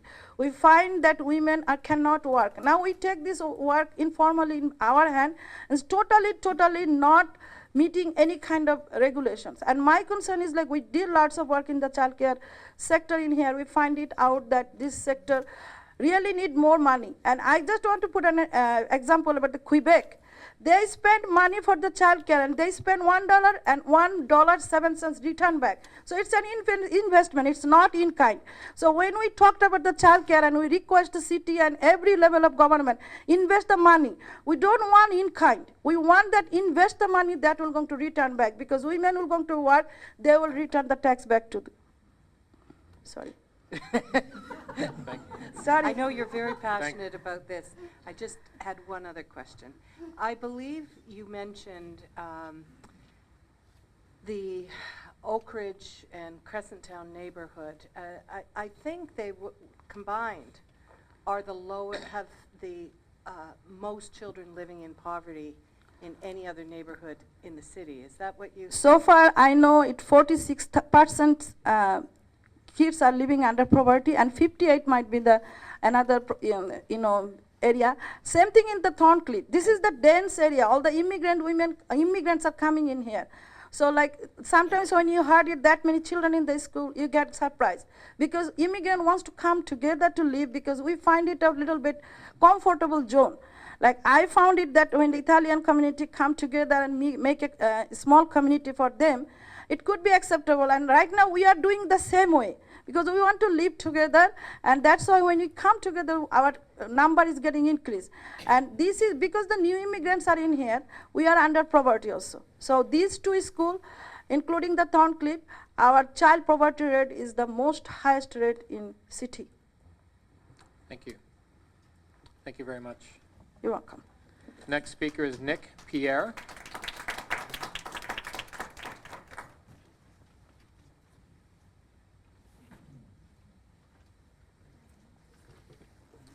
Hello. Hi there, I'm Nick Pierre, and I'm here on behalf of the City of Toronto's skateboarders. Myself, I've been skateboarding for over 23 years, and it's funny that I'm on the inside of this building, because I remember 20 years ago getting kicked out front of this exact building. So I'm glad to be on this side now. So over the last 20 years, I've organized many community groups with youth. I've helped on the design and steering committee and development committees of many of the skate parks across Toronto. And as of 2013, I've helped organize and form the Toronto Skateboarding Committee, which is a group of skateboarders, parents, guardians of skateboarders, community leaders across Toronto who are working together to represent tens of thousands of skateboarders across the city. What I'd like an opportunity to talk to you about is the current situation of the skateboarding in Toronto. Skateboarding is a relatively new thing. It's a sport that doesn't have a lot of data collected on it or history, so not a lot of people know about it or knew about the need. In Toronto, it has been overlooked. There currently is a lack of facilities. The youth, who are a huge group of skateboarders, are underserved. A lot of the skateboarders in Toronto come from low-income neighborhoods and at-risk families, youth and from families that are at risk. And skateboarding has become an activity and a tool that's been used to engage youth and to empower youth and to give them self-confidence and to help them learn something on their own. It's a relatively low barrier to entry. It's inexpensive and it has a lot of opportunities for youth. And so a lot of the other municipalities across Canada have recognized this. And in the past 2 years, over 25 municipalities across Ontario have built skate parks. Vaughan has built 4 in the past 2 years, and Toronto has built 1. Currently, the Toronto Skateboarding Committee has begun working with the City of Toronto Parks and Rec staff to create a skateboard strategy, probably a 5 or 10 year plan to look in the future. But at the moment, the strategy has no funding allocated to it. So what I'm here to talk about is the opportunity for Toronto to invest in the youth and in sports and culture and to dedicate some funding towards skate parks. Right here in Toronto, right here in this ward next to us, the East York Skate Park has been a really successful story where youth from this neighborhood have come together every year. They clean the skate park. Everyone takes a lot of ownership over the place.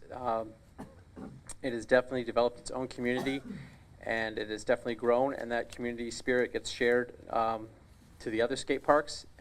Ashbridge's skate park, which is down at the beaches, just right down Coxwell here at Lakeshore, is one of the largest skate parks in Ontario. It is also the most popular in Ontario, and it's a $2 million facility.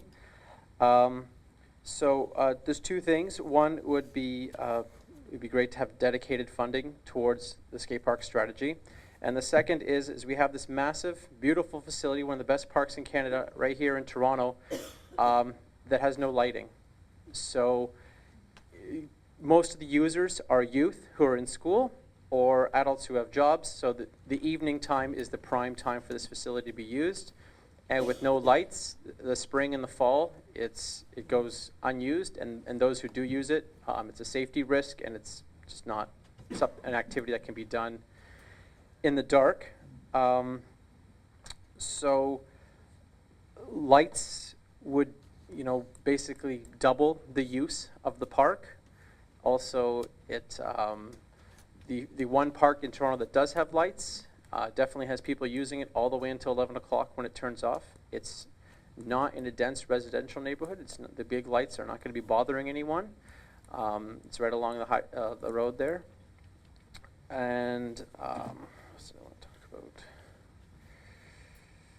about? Basically, the skateboarding group is a very passionate group of individuals. There's people there in the wintertime shoveling it out just so they can get a chance to ride it. So if you put lights in, there definitely would be a lot more use of the facility. We'll have to wrap up. Yes, sorry, thank you. That was everything. Oh, perfect. Thank you for your Okay. time. Questions? Councillor Davis. Just really quickly. Thank you very much, Nick. I know that the skateboarders have come together and are working with our city staff and are doing a fabulous job. Our staff are doing a fabulous job too. So what you've asked, and I believe council approved last year or the year before, is some dedicated capital money, not just to build new, but to maintain our existing. Is that correct? Yes. The facilities, there's a high initial cost, but not comparatively. Pools are much more expensive and stuff like that. But then once they're there, they have very little maintenance need, and very little damage can actually be caused over time. But there is small things that do need to be addressed. They have been being addressed by the city quite well recently. I don't know specifically if there's a funding issue there, but the city is addressing the maintenance issues. But funding for continued expansion and growth of the system. Because, oh yeah, one thing I forgot to say is that cities like Vancouver have 70 free outdoor skate parks, permanent ones. We have 9, so for permanent facilities. 70? Yeah, 70. And then, you know, we're a bit behind on the times. Okay, I just wanted one last question. I know that there have been sometimes a couple, one at least, that was built by developers, a contribution to public space as a part of a new residential development, and there really wasn't any real input from the skate community to design it. I see nodding heads. Well, this is what I've heard. So is this also part of what you're doing to try and help? Part of the Toronto Skateboarding Committee, what we do is we actually consult the groups that are going to be using the facilities. We consult the actual local skateboarders to make sure that the facility being built will cater to them. Unfortunately, in the past, a few of the parks in Toronto have not consulted the local community and are less than optimal. And the ones that have consulted the community, like Ashbridges and East York and the one in Etobicoke, have been great successes because they actually designed what the users are going to use. So they worked with the local community to develop a project that everyone was happy with. Great. Thank you. Thank you. Thank you. Next is Lisa Winters.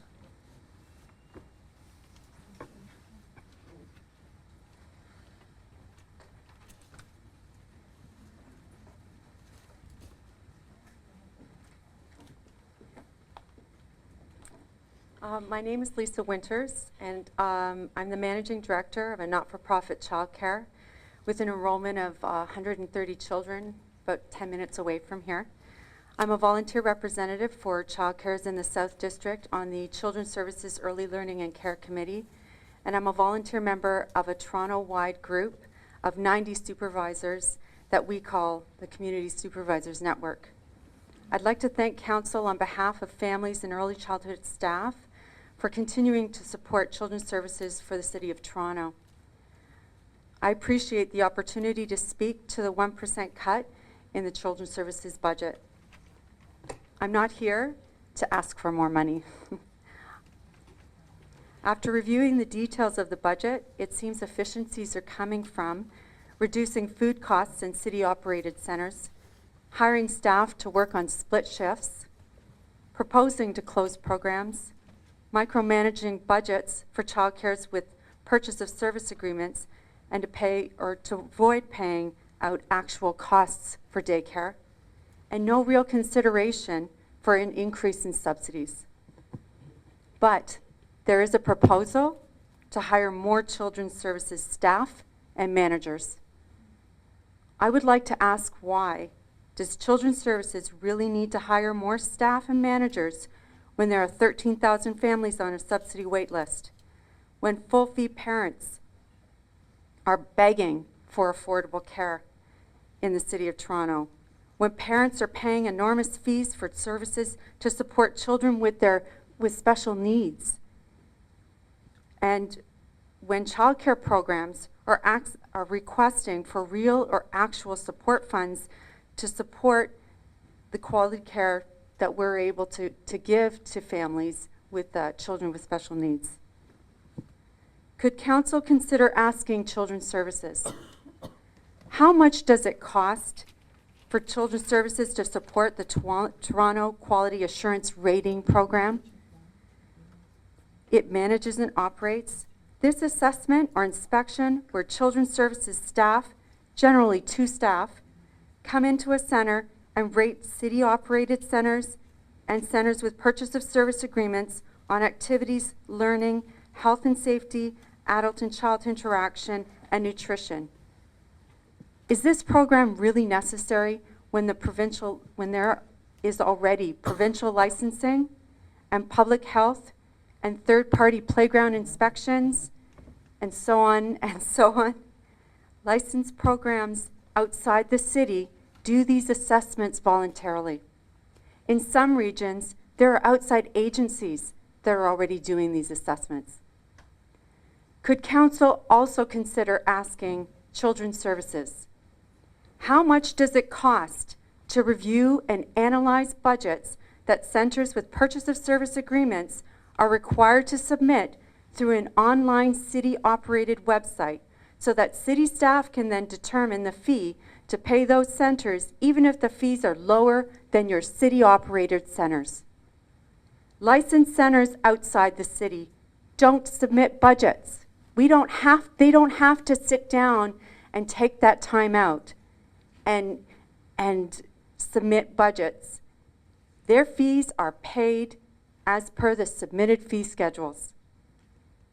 I understand that there needs to be an oversight for city funding, but childcares already submit audited statements annually, submit reconciliation documents for any special funding. We submit insurance coverage. You receive our licensing information and our public health information. You receive feedback from city resource educators, and oh, by the way, are so valuable and are probably some of the best money you guys are spending. Fabulous. That's what's been really raising the level of care in this city. We need more of it. They need more support. So I think council should consider in this budget process that if the City of Toronto is going to lead the way in finding a balance of service efficiencies and providing quality service, then I don't believe that Children's Services should be finding cuts in areas that should be considered a priority, or increasing bureaucracy for childcare is really the way to go. Thank you. Thank you. Next is Sam Kloetstra.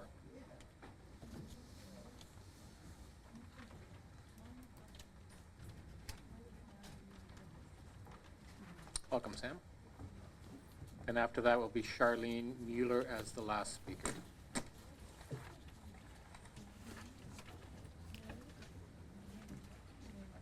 Sorry.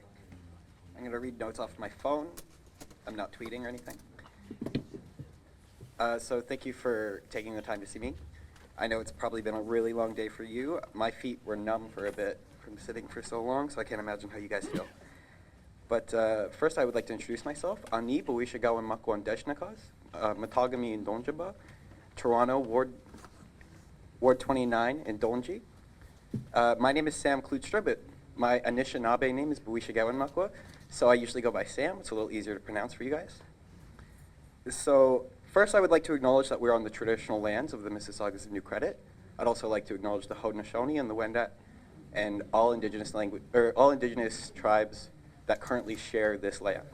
I think that's a very important thing to acknowledge, and it should be done before every committee meeting within the City of Toronto. So I'm here, you can clap if you want. So I'm here from the Toronto Indigenous Health Advisory Circle. I'm the youth representative. The Toronto Indigenous Health Advisory Circle provides oversight, guidance, and advice to Toronto Central LHIN and Toronto Public Health in the identification, planning, implementation, funding, and evaluation of culturally based, culturally secure health programs and services for the diverse Indigenous community in Toronto. I'm not just here to represent THAC, which is the Toronto Indigenous Health Advisory Circle. I'm also here to represent Indigenous youth in the City of Toronto and Indigenous people everywhere. So what THAC does is we delve out culturally safe methods for health service providers. And it's made up of three parts. There's the THAC Council, made up of executive directors and community leaders. There's the THAC Youth Council, which I am also a member of. I'm the liaison between both. And there's the THAC Indigenous Elders Council. And they have a similar role as the Youth Council. So THAC Youth, THAC Elders, and THAC as a whole run on an Indigenous governance system, which surrounds teachings that have been in practice for over 10,000 years, since time immemorial in this land. So recently, the Toronto Indigenous Health Advisory Circle Youth Council presented to the Aboriginal Affairs Committee of Toronto, and they asked that we come here. Actually, I think Councillor Mike Layton was there. So there's been a recent trend. It's not recent. It's been happening since colonization of Indigenous people moving and migrating from their First Nations and from rural places to city centers. And it seems that our city centers as a whole haven't really taken this into account when it comes to funding health services surrounding Indigenous people. So what we have is a large group of the fastest growing population in Canada moving from their home, wherever that is, to our city centers without us actually acknowledging it. So what happens when we don't acknowledge this is that we have a lot of social detriments to health that surround Indigenous people. So more often than not, an Indigenous person will be homeless or have food insecurity issues or fall into poverty while in the city of Toronto. So these are people that are coming here for a new life, coming here for new opportunities, and they're met with a lack of resources and a critical lack of funding. So I'm actually one of these Indigenous youth. I myself came from a First Nation in Northern Ontario. It's 2.5 hours north of Sudbury, Ontario. I don't know if you guys are familiar with that area. But basically, I came here when I was 17 because of the lack of prospects in my community. So I came here for a better life, just as thousands of others have for Indigenous folks. And what I was met with was the same critical lack of funding and lack of resources presenting to Indigenous people. So when you look at the City of Toronto's statistics for Indigenous people, we see that it currently has inaccuracies, really. In the 2006 survey, it said that there was approximately 31,000 Indigenous people. But if you were to ask Indigenous health service providers like Anishinaabe Health or Native Canadian Centre, that number is from anywhere in between 40,000 to 80,000. So how can we properly service a community that we don't even know how many of them there are? So while we do have inaccuracies within the City of Toronto's own statistics, there have been a lot of grassroots organizations taking it upon themselves to find out the proper stats.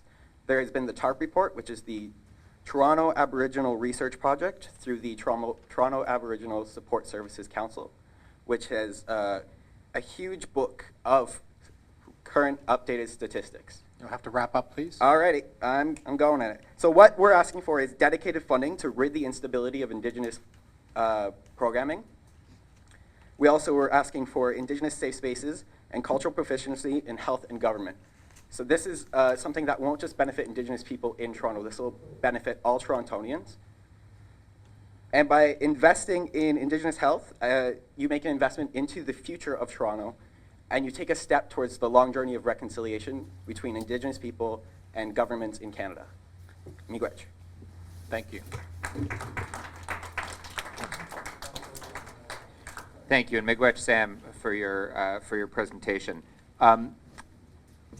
Just as a side point, it was in 2014 that we successfissly changed the opening ceremonies of Toronto City Council to include acknowledging the traditional territories of the Mississaugas of the New Credit and also other Aboriginal groups that have inhabited these lands. Sadly, it hasn't disseminated to the committees yet, but it's a good point and something that we'll work on.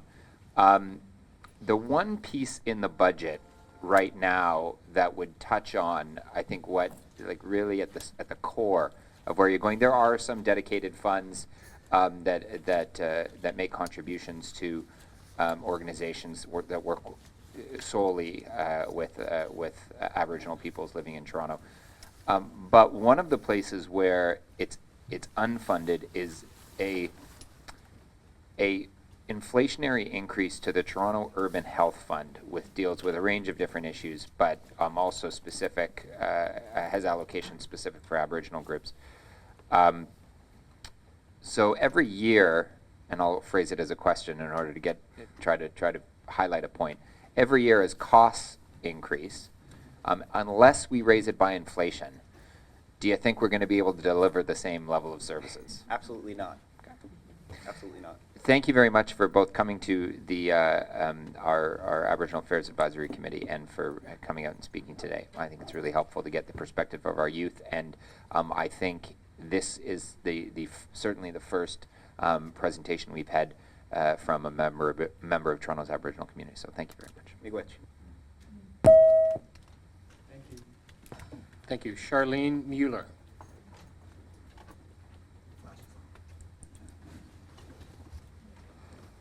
Good afternoon. My name is Charlene Mueller, and I live in East York. And I'm here tonight because I saw on the news last week about the proposed sale of Toronto Hydro. And I'm here to ask you, as the Budget Committee, not to consider selling Toronto Hydro.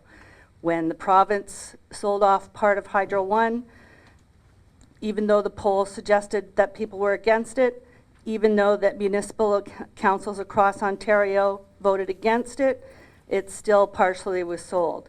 So Toronto City Council at one time passed a motion not to sell Toronto Hydro, and I'm asking you to not sell Toronto Hydro in this budget or any other.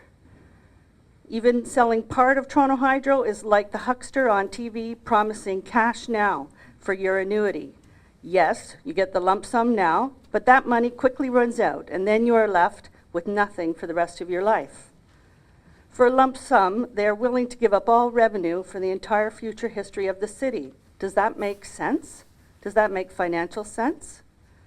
Selling public assets like Toronto Hydro to pay for transit is an idea that governments here did not come up with. They're doing the same thing in Australia. There is not one jurisdiction in the world where electricity privatization has not resulted in huge rate hikes. The proposed sale of Toronto Hydro is a portrayal of future generations of the people of Ontario. Don't do it.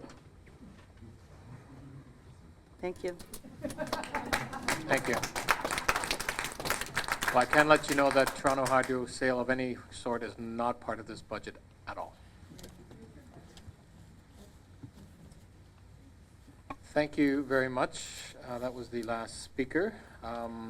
We just have to do a procedural motion now that the Budget Subcommittee for City Hall, Scarborough Civic Center, and East York Civic Center consultation received for information the public presentations and communications submitted by the members of the public. All in favor? Opposed? That's carried. We are adjourned. Thank you very much for coming, everybody. We really appreciate the time we had to hear you. And we will, you'll be hearing more about the budget, I think, on Monday when you start seeing some of the decisions that will be coming from that. We're adjourned till 6 p.m.